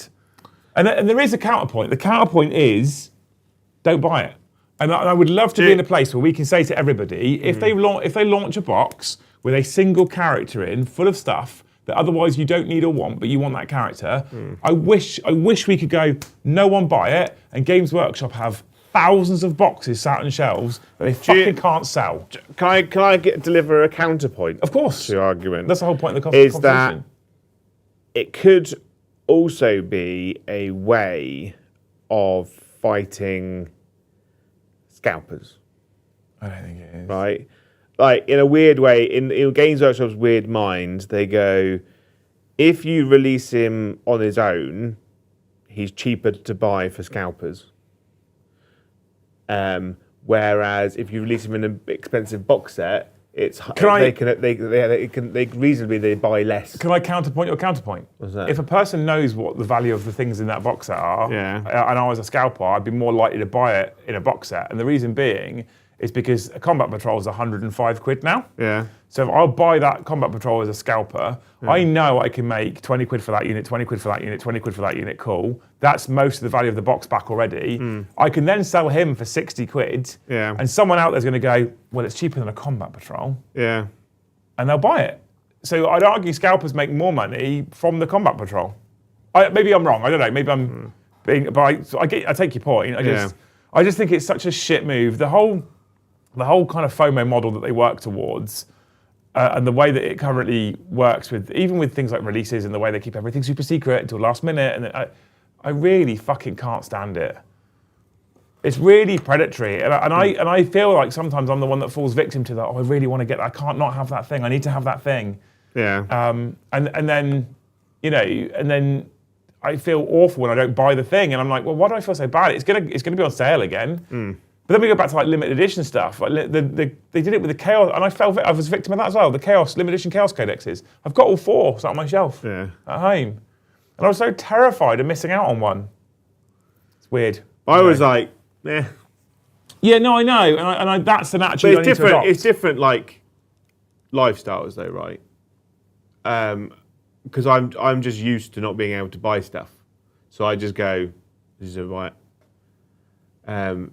So I think like it's like I think if you're in a position where you can buy most things, it's almost harder in a sense to not buy the thing. Yeah. If you're used to not having the thing, you're like, oh well. I mean, I'm not used to being able to have all the things. Those Chaos boxes are just ones I really wanted. I actually mostly wanted them for hobby house display purposes. I think like I think this is no insult to you, but it is. Is that your biggest problem is you buy them and then do nothing with them. Well, so or you half build it and then it sits there. Well, I haven't bought much this year at all, to be fair, because I'm trying real hard at the moment to fight against the FOMO. Yeah. So I haven't really got my hands. I don't think I've bought much at all this year in the hobby, to be fair. Things like the limited codexes, I bought them because I want to display them with Weta Abaddon in Hobby House downstairs. It'll be a nice, like, big display we can build. We're not going to quite have the kind of exhibition hall that Games Workshop has, but we can have nice things for people to come and look at, which they might not otherwise normally get to see, which is quite nice.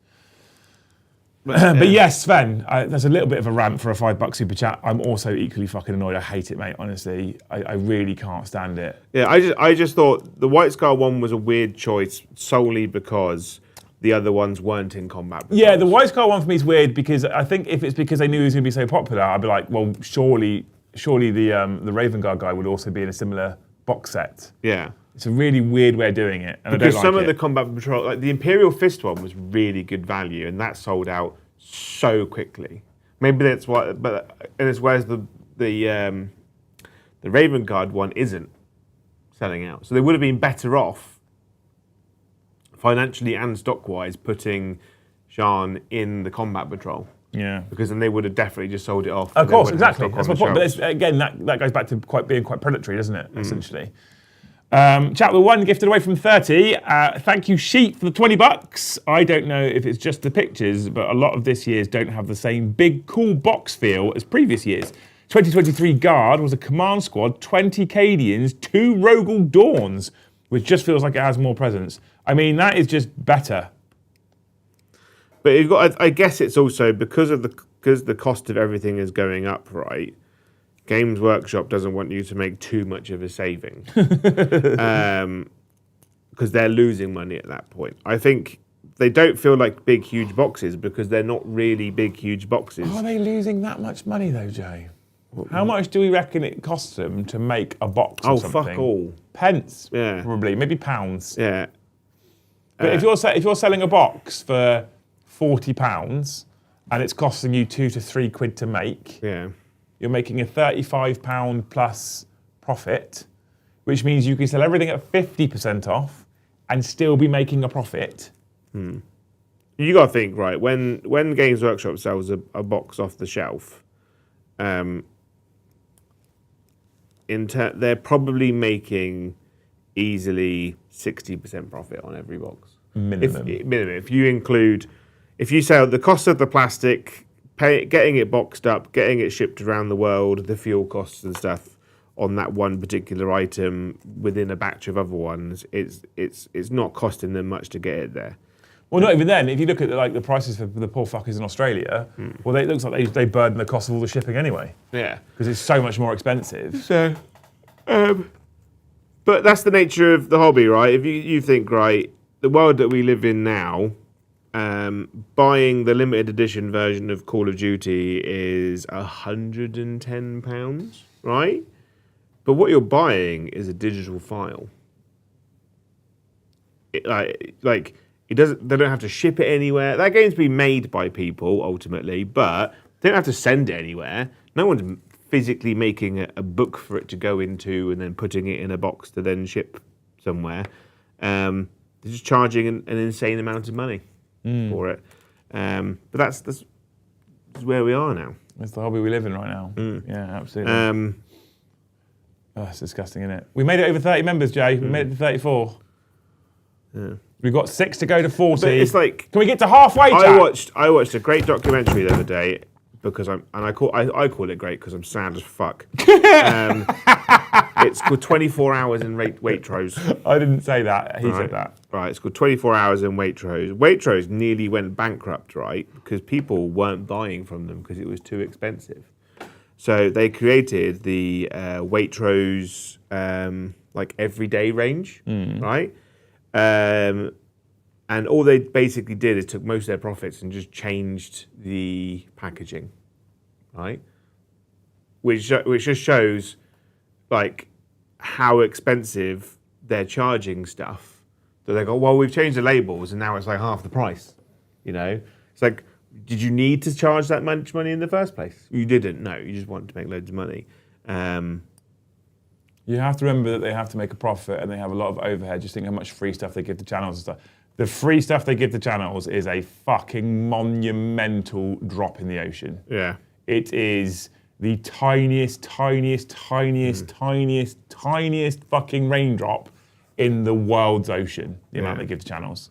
And the stuff that they give to channels is, this is something we've discussed before, is just the stuff that they give to channels isn't part of the original allotment of things. So say a limited edition item gets made, Games Workshop goes, we're making 5,000. And then they go, okay, that's the original allotment. How many content creators are getting it? 100. So they make 5,000 will be really fucking conservative as well. Yeah, so 5,000. So they make 10,000, and then they go, cool, we're going to make 10,000 plus 100. Yeah. Like lions, for instance. So, so when people say, oh, it's sold out quickly because content creators. Well, actually, no, content creators aren't actually part of the original allotment. Sold out quickly because content creators is one of the most bullshit arguments I've ever heard in my life. Yeah. Secondly, but they just need someone to blame. Secondly, the cost of giving me a lion model. Someone's put there something about. Does someone put the lion there? Anyway, so someone gives me the lion, right? Or someone gives me new Calgar, right? Yeah. The cost of giving me that kit compared to what it would cost to actually advertise properly is fuck all. It's definitely the cheaper way of getting advertising. Secondly, I'm not really sure I'm worried about their profits when they've announced quarter-on-quarter profits for like the last fucking 2 years straight, and they continue to give millions to their staff in bonuses. And they should be giving the staff the bonuses. I'm fine with that, but those bonuses are coming out of year-on-year profits. Yeah, but the thing is though, if they were charging less money, those staff wouldn't be getting that extra $6,000 a year, would they really? Or whatever it is. Like, so... Kevin says, when I worked for Games Workshop, staff got 50% discount, they still do. Staff got 50% discount, and Games Workshop was still making money on the sale. Yep. Very believable. Very, very believable. Not surprised at all.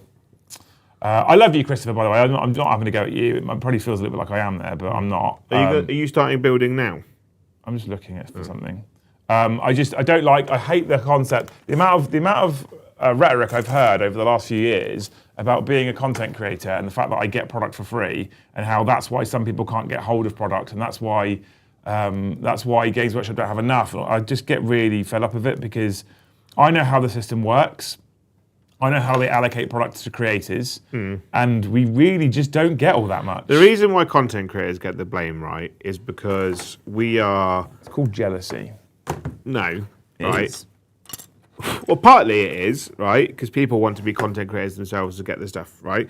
But also, we are someone that you can contact that might respond. When you complain to Games Workshop, they don't respond. So you're just shouting at a wall. Nothing happens. When you complain to someone on the internet that about anything, not just like, oh, you stole our models, they're like, well, you're going to respond. I don't like your response you give, but I'm talking to a person. I mean, they've responded. We're going to get less stuff now, and you know, all it means is that the people that watch the content are going to suffer because they're going to get less. Yeah. Like we can't do the Drukhari. We can't really do Drukhari preview at the moment. It didn't send us a codex. Yeah. So all we have is a PDF, and we're not allowed to show the PDF on stream. And also, trying to work from a PDF to do a battle report is fucking awful when you're doing it live. Yeah. Because they're not easy to get. And I said, can you help us out here? We can't do battle reports from PDFs because it's fucking awful live content. And they went, not our problem. Yeah. Cool, thanks. Good. Yeah. I mean, in most other industries, when a company sends you a product to review it and to do an advertisement for them, they also go, and here's payment for that. In every other industry, apart from fucking Games Workshop. But hey. But I think Games Workshop is reflecting most things. I do notice that within our industry in general, when someone wants you to advertise it, the payment is the thing. Yeah, I know. That's the hobby industry, 100%, Jay, but it doesn't make it right, though. And it sounds like I'm shitting on them. Games Workshop sine waves, right? In my opinion, in my experience, they sine wave. They go through periods of doing really good stuff that we can praise them on and it's positive, and we think, oh, look at this. They're engaging better in the community. They're talking to people. This is really good. And then they go, but they shit themselves after they've done so much good work, and they go, let's fuck it all up. And then they do terrible stuff. And then the opinion of them drops, and people get really fucked off. And then they go, oh, that's not great. And then they come back up, and that happens all the time. And I think at the moment we're heading in a trough, in my opinion. But hopefully that trough doesn't impact the release or the quality, at least, of 11th edition, because that'd be a really bad time to hit a trough. Yeah. Well, it depends on who's involved, right? Yeah. Yeah. Hey, we're 1 away from 35 members, chat. We're 6 away from 40, which means, Joe, we're 16 away from halfway. Yeah. Yeah. I think we can do 16 for halfway, chat. Between 270 of you watching. There's 16 singles in there somewhere. Thank you, Snezzy, for the $5. For 11th, what about cutting some of the AP and Invern, increasing toughness across the board? Space Marines toughness 5, Terminates toughness 6, Space Marine characters toughness 6, Chaos Space Marines toughness 6, Chaos Space Marines toughness 7, Eldar toughness 4, keep Chaff Guard 3. I mean, Eldar would still be 3. I wouldn't raise the toughness because then we'll end up in an insane realm that like vehicles are toughness 20. Right? I just reduce some of the strength of the guns and the killiness of stuff, right? Because a bog standard Space Marine is toughness 4, a Terminator is toughness 5, and then a Gravis is toughness 6. So a las cannon at strength 12 wounds all of them on 2s still, right? So maybe a las cannon becomes strength 10. Yeah. Right? So a gravis is actually more resilient. Would you bring toughnesses up, or would you bring strength down? Strength down, but not on everything. Like the fact that everything is going to like strength like 6, strength 7. I'd bring that back. I'd push toughnesses up, and keep strengths where they are. So if you bring strength down but don't touch toughness, or you bring toughness up but don't touch strength, you're essentially effectively doing the same thing, right? In essence. If you push toughness up and keep strength high, you have a wider spectrum of where you can place things in that toughness spectrum. Yeah. So you could have a Death Guard Terminator at toughness 8, and then a normal Terminator at toughness 6, and then you could have a Space Marine at toughness 5. You could have, I don't know, off the top of my head, maybe a Stealth Suit at toughness 4, and then an Eldar at toughness 3, or whatever. And that spectrum allows you to, I think, more narratively reflect. What we saw in 10th edition was we saw massive increases to lots of strengths. Last cannons went from 9 to 12, for example. We didn't really see huge increases in toughness. Space Marine stayed 4. And if you keep the base Space Marine at 4, you have to make Eldar Guard. All those things below a Space Marine. I wouldn't change the toughness or the strengths. I'd remove lethal hits from the game. Would you? Because I'd remove a majority because there's so much lethal hits in the game that toughness means nothing. Yeah. Right. Black Templars. It's just everyone's got lethal hits in that army. Chaos Space Marines, all lethal hits. Tyranids, lethal hits. Like everyone's just got access to fuckloads of lethal hits. So and you've got lethal hits, but with loads of rerolls. So it's like it's a stacking effect of problems. Yeah. Everything's got lethal hits, that's fine, but everything's got rerolls. So you remove the rerolls. But then you're like, well, my stuff doesn't hit any good. It's like, well, that's fine. Yeah. But Age of Sigmar works really well because there are no rerolls. They're so. Well, that's a lie. There are rerolls, but they're few and far between. I have rerolls in my Slaves of Darkness, in my Vampire army, on one person. No one else has any rerolls in the entire army. Yeah. Changing the system to D8 or D10 would do so much. I think I'll be honest, Dave, hold my hands up here now. This is my personal opinion. If they change it to a D8 or 10 system, I'd quit playing Warhammer. Yeah, I'd be out. I've no interest in D8 or D10. It can get in the sea. Not interested. I think Games Workshop probably realises that if they went to the D8 and D10, they just kill the game. They will kill the game, 100%. No one wants them. They're harder to read. They have to, like, in the sense that you can't quick read D8s, D10s, D12s and stuff because it's all numbers that are all kind of in the same area. A D6 has a flat one side. There's no cocked dice. It works so much better in maybe like a Necromunda or a Kill Team type setting. Yeah. Like an RPG type setting, which is why you can get away with using D20s in D&D. But for 40k and the size that 40k is, and for AOS for that matter, D8s and D10s would not make it a better system. Yeah. It would just make it worse.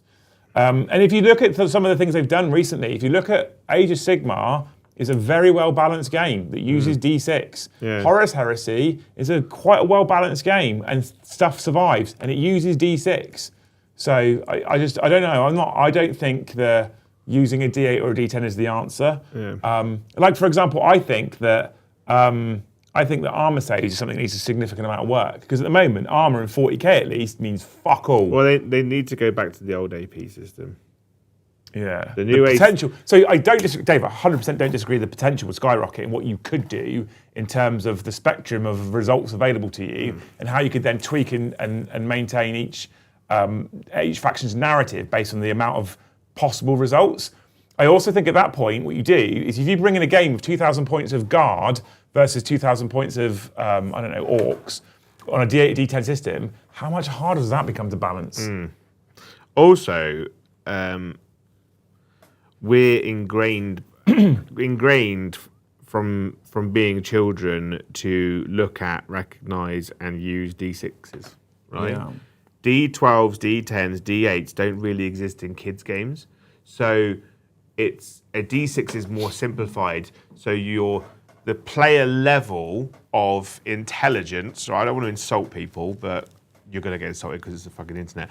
But the level of intelligence required is much lower recognising a D6 than a D12. I mean, maybe. Right? And I think... Dave's agreeing with us, it would kill the game off as well. Yeah, and I think a lot of people would be like, cool, by changing the dice, everyone has to buy a new dice, and then people go, cool, I don't want to buy a new dice, I just won't do it.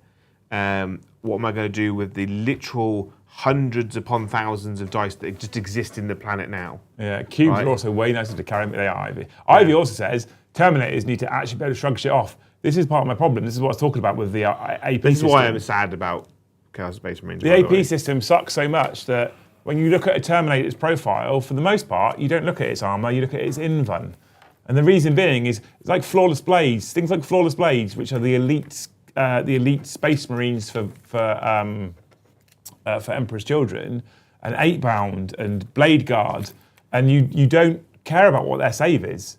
Because pretty much you know you're going to be being smashed by AP2-3 the whole time. You just care what their invuln is. And so much so that we get to a point where you look at head takers. Head takers are a great one, right? Head takers for Space Wolves have two options. They have an axe and a shield, or they have an axe and a sword. I am yet to see a person glue the swords on, Joe. Because why the fuck would you take a 3-wound, toughness 4 Space Marine with a 3-up save and no invuln when you could take a 4-up invulnerable save? Because you know, well, with the sword I get extra attacks. I get 2 more attacks my head taker. But they're not going to make it. No. They won't get to combat because they'll be fucking dead. Because toughness 4, 3-up save, 3 wounds is fuck all in 10th 40k. They're just going to get murdered. As someone who plays Templars, I agree with you. And Chaos Space Marines. Sword Brethren, right? No invuln. So they just get fucking murdered, and that's insane. Chosen. So head takers go, everyone goes shields, because I've got an invuln save, I actually might survive. It's fucking, and we're talking about Space Marines, and if we're talking about head takers and Blade Guard and Flawless Blades and Sword Brethren, we're not just talking about Space Marines, we're talking about elite Space Marines that if they don't take that invuln, walk across the field and just get fucking obliterated by standard infantry and their basic guns. Yeah. And that's where I have an issue with the way it is at the moment. And there's so much damage free in the game. So much damage free. But what we've seen was, when it went to 2-wound Space Marines, that was a, Primaris are 2 wounds. Yeah. That's immense, because most people were predominantly running 1 damage guns. Guess what happens now? Everyone runs 2 damage guns. So Games Workshop have gone, cool, all the elite infantry are going to go to 3 wounds. Yeah. Cool, everyone just runs 3 damage guns. Yeah. If you want a 2-wound thing or a 3-wound thing, or a 2-up save or a 3-up save to really make a difference, you need to stop giving everybody the tools to deal with it all the time. Yeah. Because otherwise it doesn't make any difference. You can't go, we've made your Space Marines tougher by making them 2 wounds and then release buckets upon buckets of 2 damage stuff. Like, we joke about it on the channel all the time. He's got the standard melee profile, Joe. Yeah. What's that? It's strength 6, AP2, damage 2. Yeah, strength 5 or 6, AP2, damage 2. Which means if you're on a 3-up, 5-up, you're definitely on your invuln. If you're on a 2-up, 4-up, you're definitely on your invuln, and it's 2 damage each. So if you're a Space Marine, you're dead. Yeah. Cool. It's fucking mental. Absolutely, it's a bit of a rant, but you know, it annoys me a lot. I don't know if you can tell. You're just in a bit of a ranty mood today in general, aren't you? I am a bit ranty today. I'm tired and I'm grumpy and I'm irritable. Yeah. And all these things I've had to be dealing with this property, I didn't have to deal with. They could have just done a handover and it would have been really easy and smooth. I don't think our estate agents were incredibly competent, which didn't help. Cunts is what they are. Fair. I doubt they'll watch the channel. They don't watch the channel, but they also have no control of the building anymore. Yeah. They have no keys, they have no alarm fobs. I have everything now. It's mine, so I can call them cunts. Everything's signed. Yeah. Sorry, chat. We're on 40 members, by the way. Edward, thank you for the 5 gifted. Thank you, Edward. I hope that you become a cool vampire hunter. That's cool. I like that. The amount of damage 3 has fucking exploded. I remember when people lost their shit when heavy bolters went to damage 2. Yeah. Now you can get heavy bolters with damage 3. I know, it's mad, isn't it? It's the arms race. And they're going to keep, what they'll do is they'll go through addition, they've done it so many times, chat, they'll go addition, and the arms race will continue, and they'll push toughness up, and they'll push wounds up, and then they'll give you the tools to deal with that, and then you go, oh, hey, so you know how toughness 4 Space Marines are a problem now? Well, you can buy this new unit with 4 damage guns. Oh, we've sold loads of kits, great. And then that'll keep going, and then eventually after 2 or 3 editions, they'll go, oh, the arms race has become far too much. And now we've got 8 wound Space Marines getting killed by 9 damage guns. I know what we'll do. We'll reset and we'll go to index. And it starts all over again. Well, it'll after this edition, it'll get indexed anyway. You reckon? Yeah. You think it'll get indexed 11th? No, it'll get indexed in 12. 12, yeah. Yeah, I agree. And they'll change the rules for the changing of rules' sake. I'd prefer it if they didn't index it. Yeah. But I do think the game, although it's in the best version of what it is, I think the base rules are good.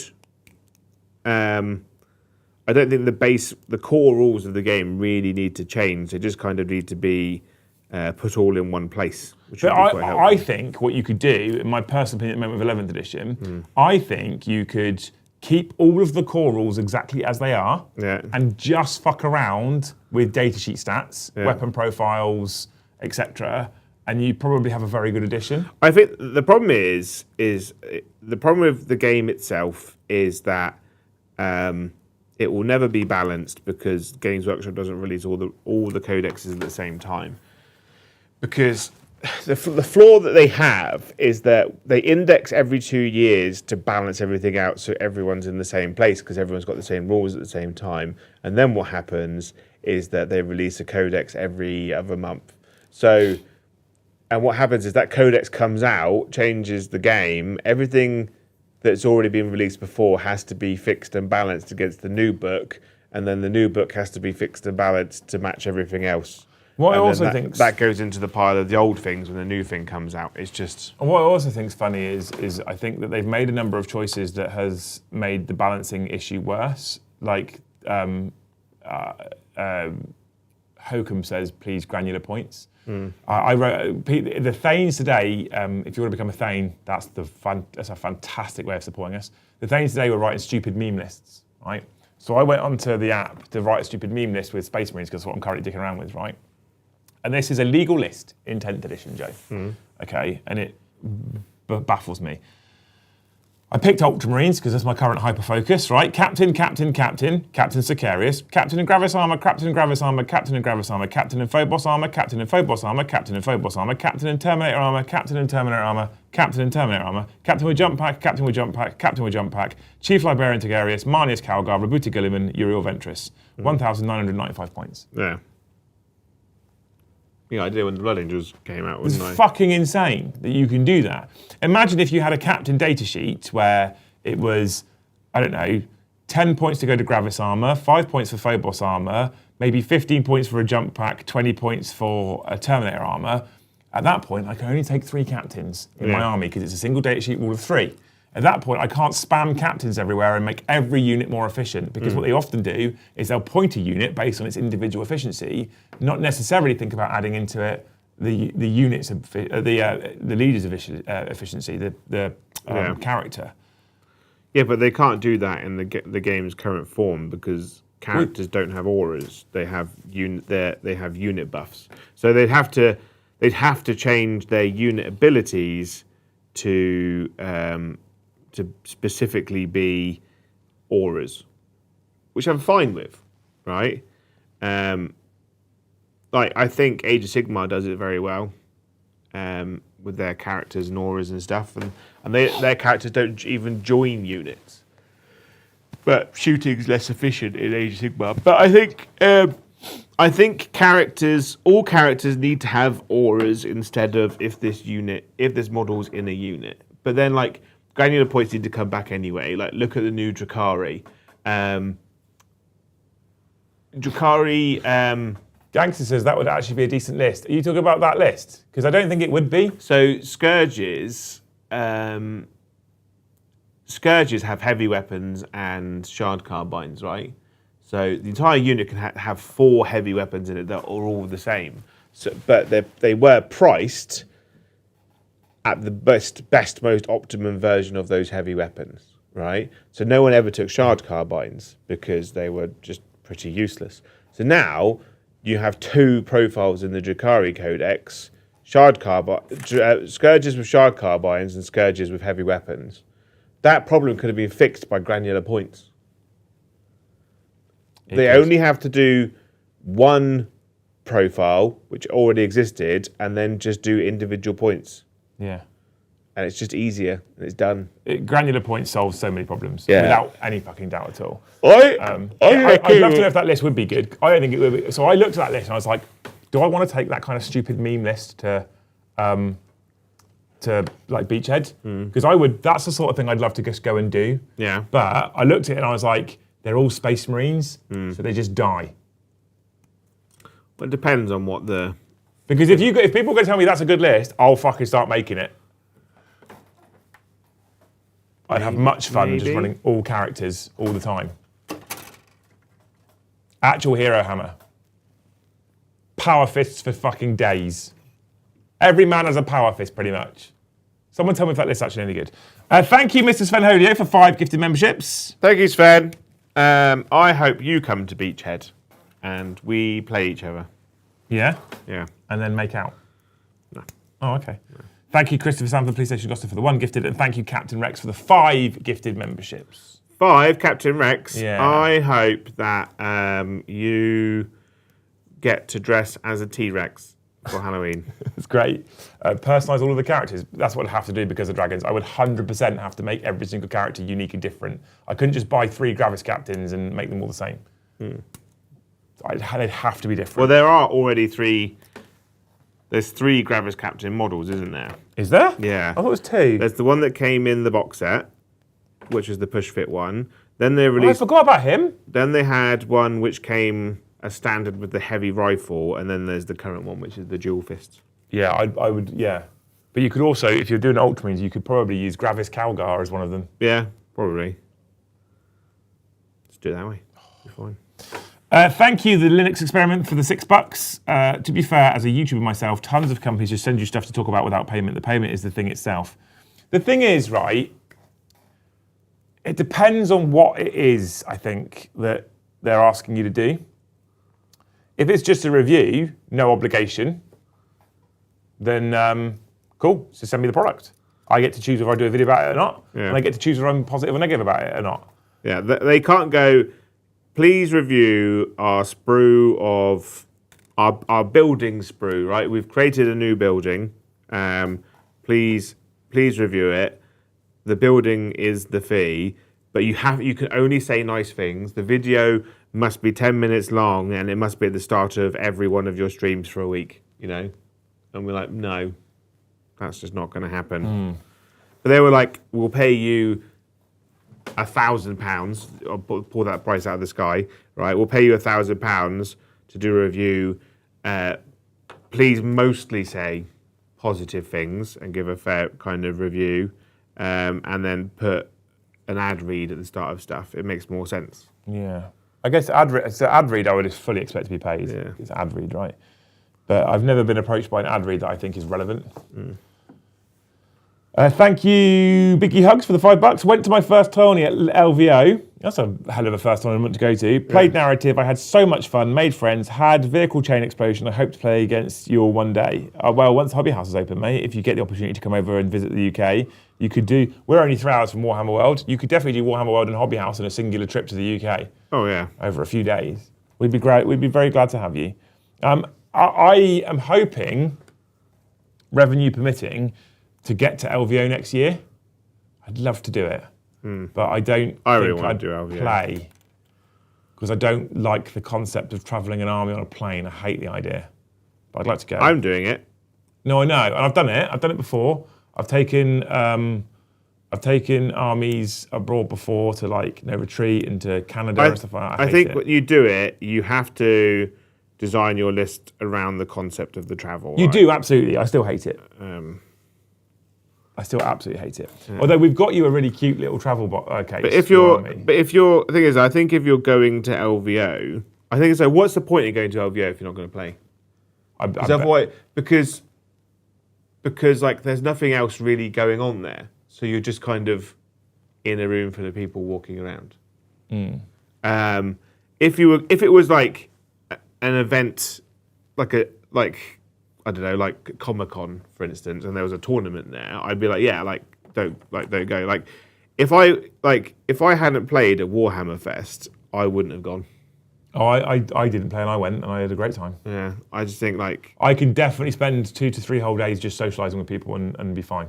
No, I can't just aimlessly walk around for 3 days in a big hall like that. But no one comes to talk to me anyway, so... It's because of the RBF, I told you this. They won't even gift you members, Joe. No.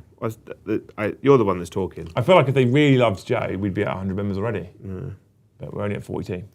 Thank you, Sandy, for the $5. If Warhammer fans were on the Titanic, they'd be complaining about the ship sinking whilst booking their next cruise with White Star Lines.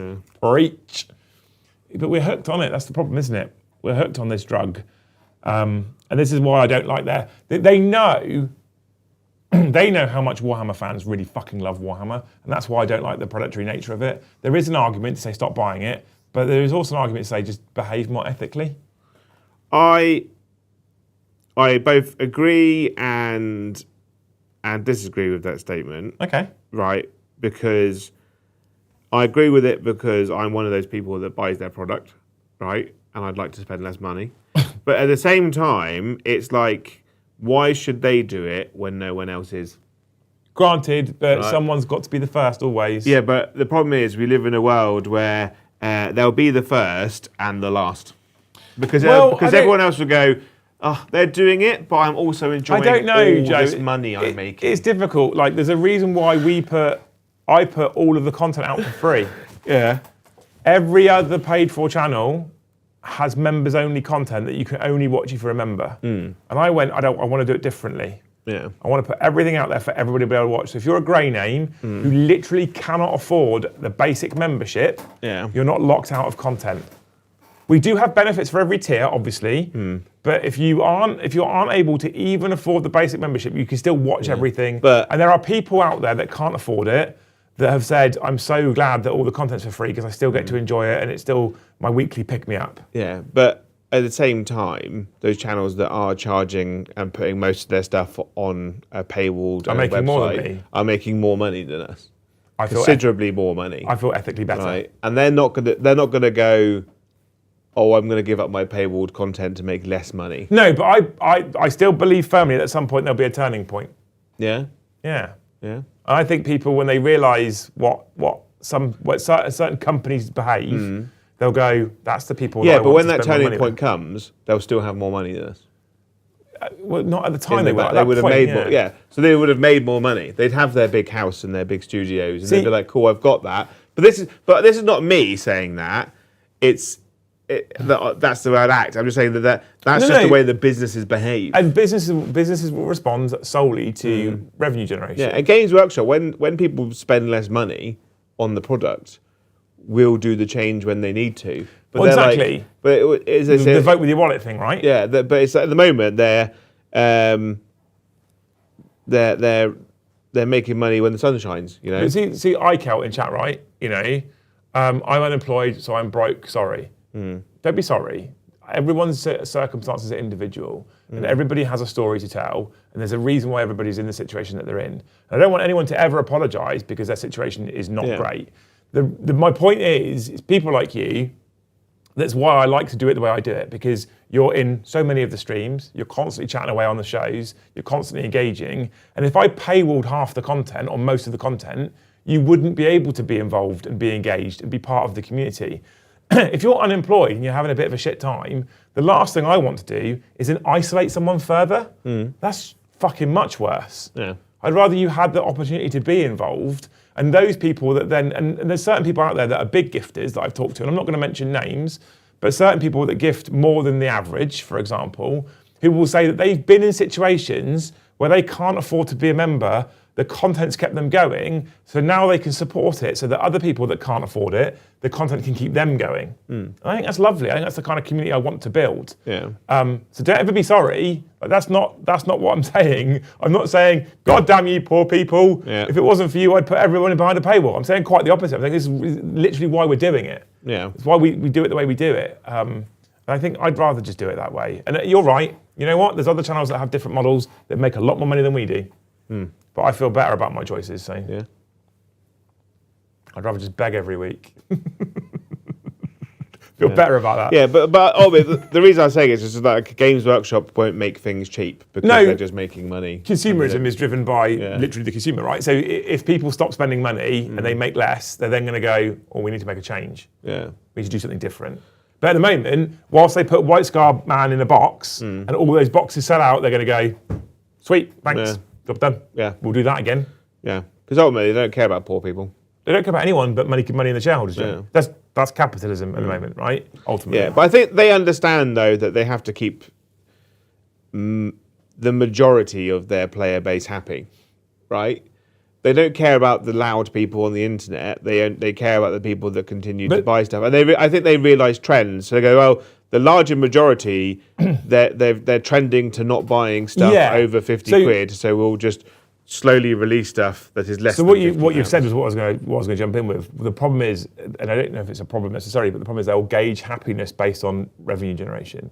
So if they're making loads of money, they'll be like, our fan base is really happy because we're making loads of money. So they must be really happy because if they weren't happy, they wouldn't be buying stuff. Yeah, and that's how they judge it ultimately. Yeah, so. And people keep buying new. Like I used to buy a lot of stuff secondhand, and I got to the stage where I stopped buying a lot of secondhand stuff because I just couldn't rely on the build quality.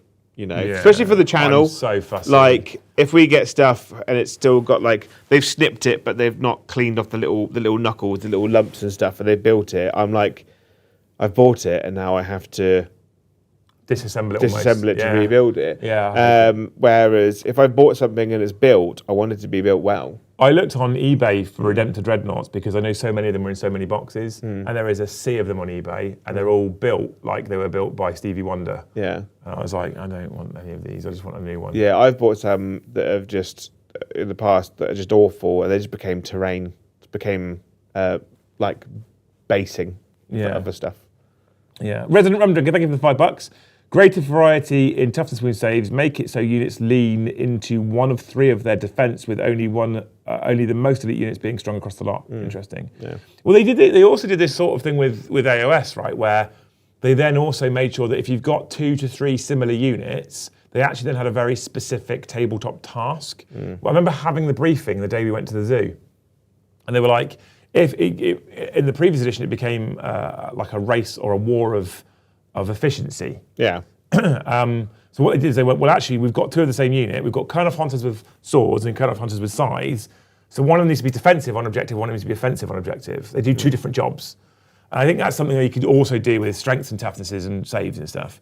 But I do think, like, Terminators, I love a humble Terminator. Not like Joe does, but I love a humble Terminator. Yeah. And at the moment, building Space Marine lists, Chaos Space Marine lists, World Eaters lists, Emperor's Children lists. Unless it's Deathwing Knights, I don't think I've ever put a Terminator in a list. No? Because I just don't feel like they feel like Terminators. Oh, they're awful. I think the only good Terminators now in the game are Death Guard, Custodes, Deathwing. Yeah, I agree. The rest are all just pap. Oh, actually, that said, Imperial Fist Terminators are better, but that's only because of Lysander and an enhancement in one detachment. Yeah. And that's it. Fair. Because I feel like all Terminators should be -1 to wound. Yeah. I actually think we're going to see a reduction in invulnerable saves in the next edition. Yeah. I think we'll see it, but I'll be interested to see what happens. There's reasons why I think that. If you reduce invulnerable saves, you have to reduce AP. I agree. Yeah. And I don't know whether we will or won't see that, but I definitely think we'll see a reduction in invulnerable saves. Well, if the thing is, it's all part of the same ecosystem, right? AP, invulnerable saves, the armor save itself plus cover. Right? Because if you're AP 1 damage 3, that is conservatively a terrible gun. Because if your opponent's in cover, they get +1 to their saves, so that you just don't get it. You don't get it. Yeah. Okay. At all, right? Yeah, it's just a bit poo. Yeah, it is. Christopher and Jacob, thank you for the 1 gifted each. You two are heroes as well. Thank you. Christopher, thank you for a further $5. Okay, Mad Thought, core rule update. Leader units run not attached to a unit gain the epic hero keyword. I would rather, here's how I would resolve it. The keyword system, captain, for example, as a keyword. If you want to break out all the data sheets differently, so that a jump captain's ability is different to a foot captain, which is different to a gravis captain, fine. So then what you do is bring in rule of 3, but not just for data sheet, but for certain keywords. Captain keyword, rule of 3. So you can have a jump captain and a gravis captain and a terminator captain, but you can't have any more. Yeah. And actually, if you take the terminator captain on, you can put in Captain Sicarius, but you can't take any more. So just rule of 3 the captain keyword, and maybe rule of 3 the lieutenant keyword, and rule of 3 the farseer keyword, and rule of 3 the hive tyrant keyword. You know, I think that's the best way to do it. I think that's how I'd solve it personally. But thank you for the $5. I'm going to make you a legend. The Springies, my voice is going now, by the way. We'll have to end soon. The Springies, thank you for 10 gifted memberships. Hey, Springies. I hope that you bought a massive Stollen cake. Oh, I might actually get some Stollen in a minute. I've eaten nothing today but cereal this morning. Yeah. Because I got busy and then I was like, fuck, I need to go to work. So I turned up a bit late. So we need to go get some food after. Someone asked if I was building a spearhead. No, I'm building not Spirit Rider. Spike Rider Lancers? Not Spike Rider Lancers. I'm building the other one. Yeah. What are they fucking called? Revenant Seekers. I can confirm that Brilliant. I've built nothing. Yeah. Basically, I want to get Liam's army with a bit of variety. Also, I need to paint it and play with it so I understand how it works, so I can help him play that army.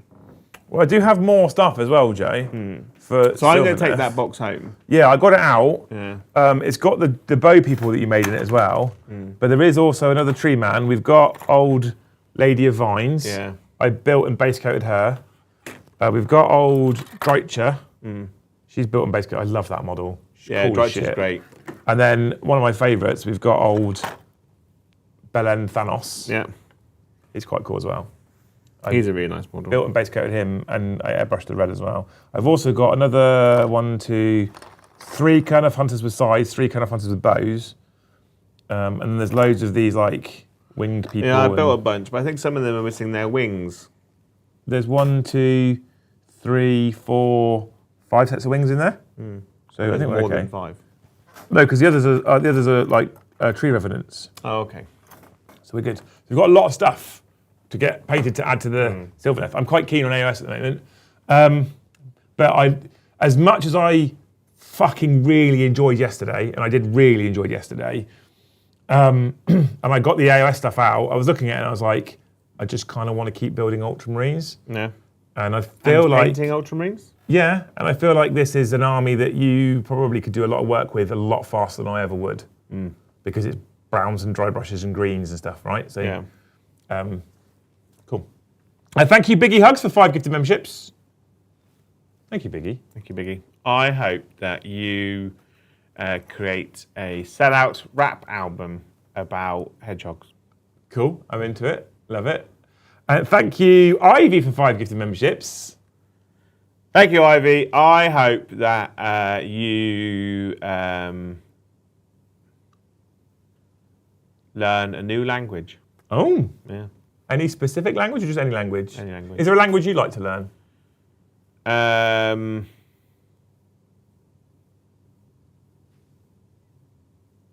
Maybe one of the Russians. I'd like to learn dialects, because like Latvian, Czech, Latvian, Russian, all that. They all kind of they're all kind of like the Polish. They all kind of have like they're different, but they have like a root basis. So if you learn one of them, you can kind of like learn, like you can kind of like work your way around the others. I might paint her and let you do the rest. She's cool. I'd like to learn German. Yeah. Just for when they try again. You say that, I want to paint her and then you do the rest. Basically means what you're saying is that I don't want this model to be in my army for at least 2 years. Minimum. That's all I'm hearing. Thank you, Uneven Stephen, for the $10. Just hopped in the other day for the AOS content, but I can appreciate your stance on how you want to operate for the sake of people who are practically bled dry by Games Workshop to enjoy this hobby. Cheers. Thanks for the $10, man. That helps, genuinely. It does really help. We ended on 62 members. You people are amazing. Thank you. Close to target, not quite. We're nearly there, but I appreciate you all. I think it's important to do that and work this way. And that, that's a new person good at AOS, Joe. That's a benefit, isn't it? Yeah. It's a positive. I think AOS will get us more people. Have you read the comments on the AOS show? Some really nice comments on the AOS show. Yeah, people like it. Yeah. We want to do more. Amazing. You people are incredible. I hope you've enjoyed the show. We have gone for an hour longer than it's planned for, half an hour more than we normally do. But it's fun. We've got a cool game of 40k tonight as well, chat. We're doing something a bit different, right? Tom and Joe are playing. Yeah. But we've hit that period of an edition where nothing super exciting is going on. We've got a bit tedious and bored of it all. So we're going to change it up a little bit. So you two have decided tonight's Highlander. Yeah. Highlander tonight. So no 3 this, 3 that, 3 that. Highlander. Yeah. I don't know what the factions are. I think Tom's World is. I think I'm going to do the demons that Paddy said he was going to play. And then last minute turn into T'au. Oh, really? Yeah. Just fuck him over. No, I might do demons. Paddy was in the group chat the other day saying, oh, we should do that thing again where we did like Destruction of Baal and I'll be Blood Angels and you have the never-ending Hordes of Tyranids. And I was like, and then last minute switch to T'au. Yeah. It was like, T'au's a good shout, actually. And I was like, cool, no deep strike for T'au. Yeah. Yeah. Basically, the problem is, I like the concept of playing narrative games with Paddy, but I know he'll always ruin it. because of how his brain works, he's always driven by being the most efficient he can, right? Because he was like, oh, the win concept for the Devastation of Baal, Endless Swarm, is that the defender just has to have one model left. And I'm like, I can see it now. You're just going to hide like a bitch. Yeah. You're going to run away and hide like a coward. So, yeah, the win ratio has to be something that he can't be a massive gamey dickhead with. Yeah, he can't game it. Yeah. Ivy, thank you for the $5. It's a fun fact. There's a Welsh-speaking community in Argentina. Yeah. There's also a lot of German-speaking communities in Argentina. Yeah. Very different reasons, I'm sure.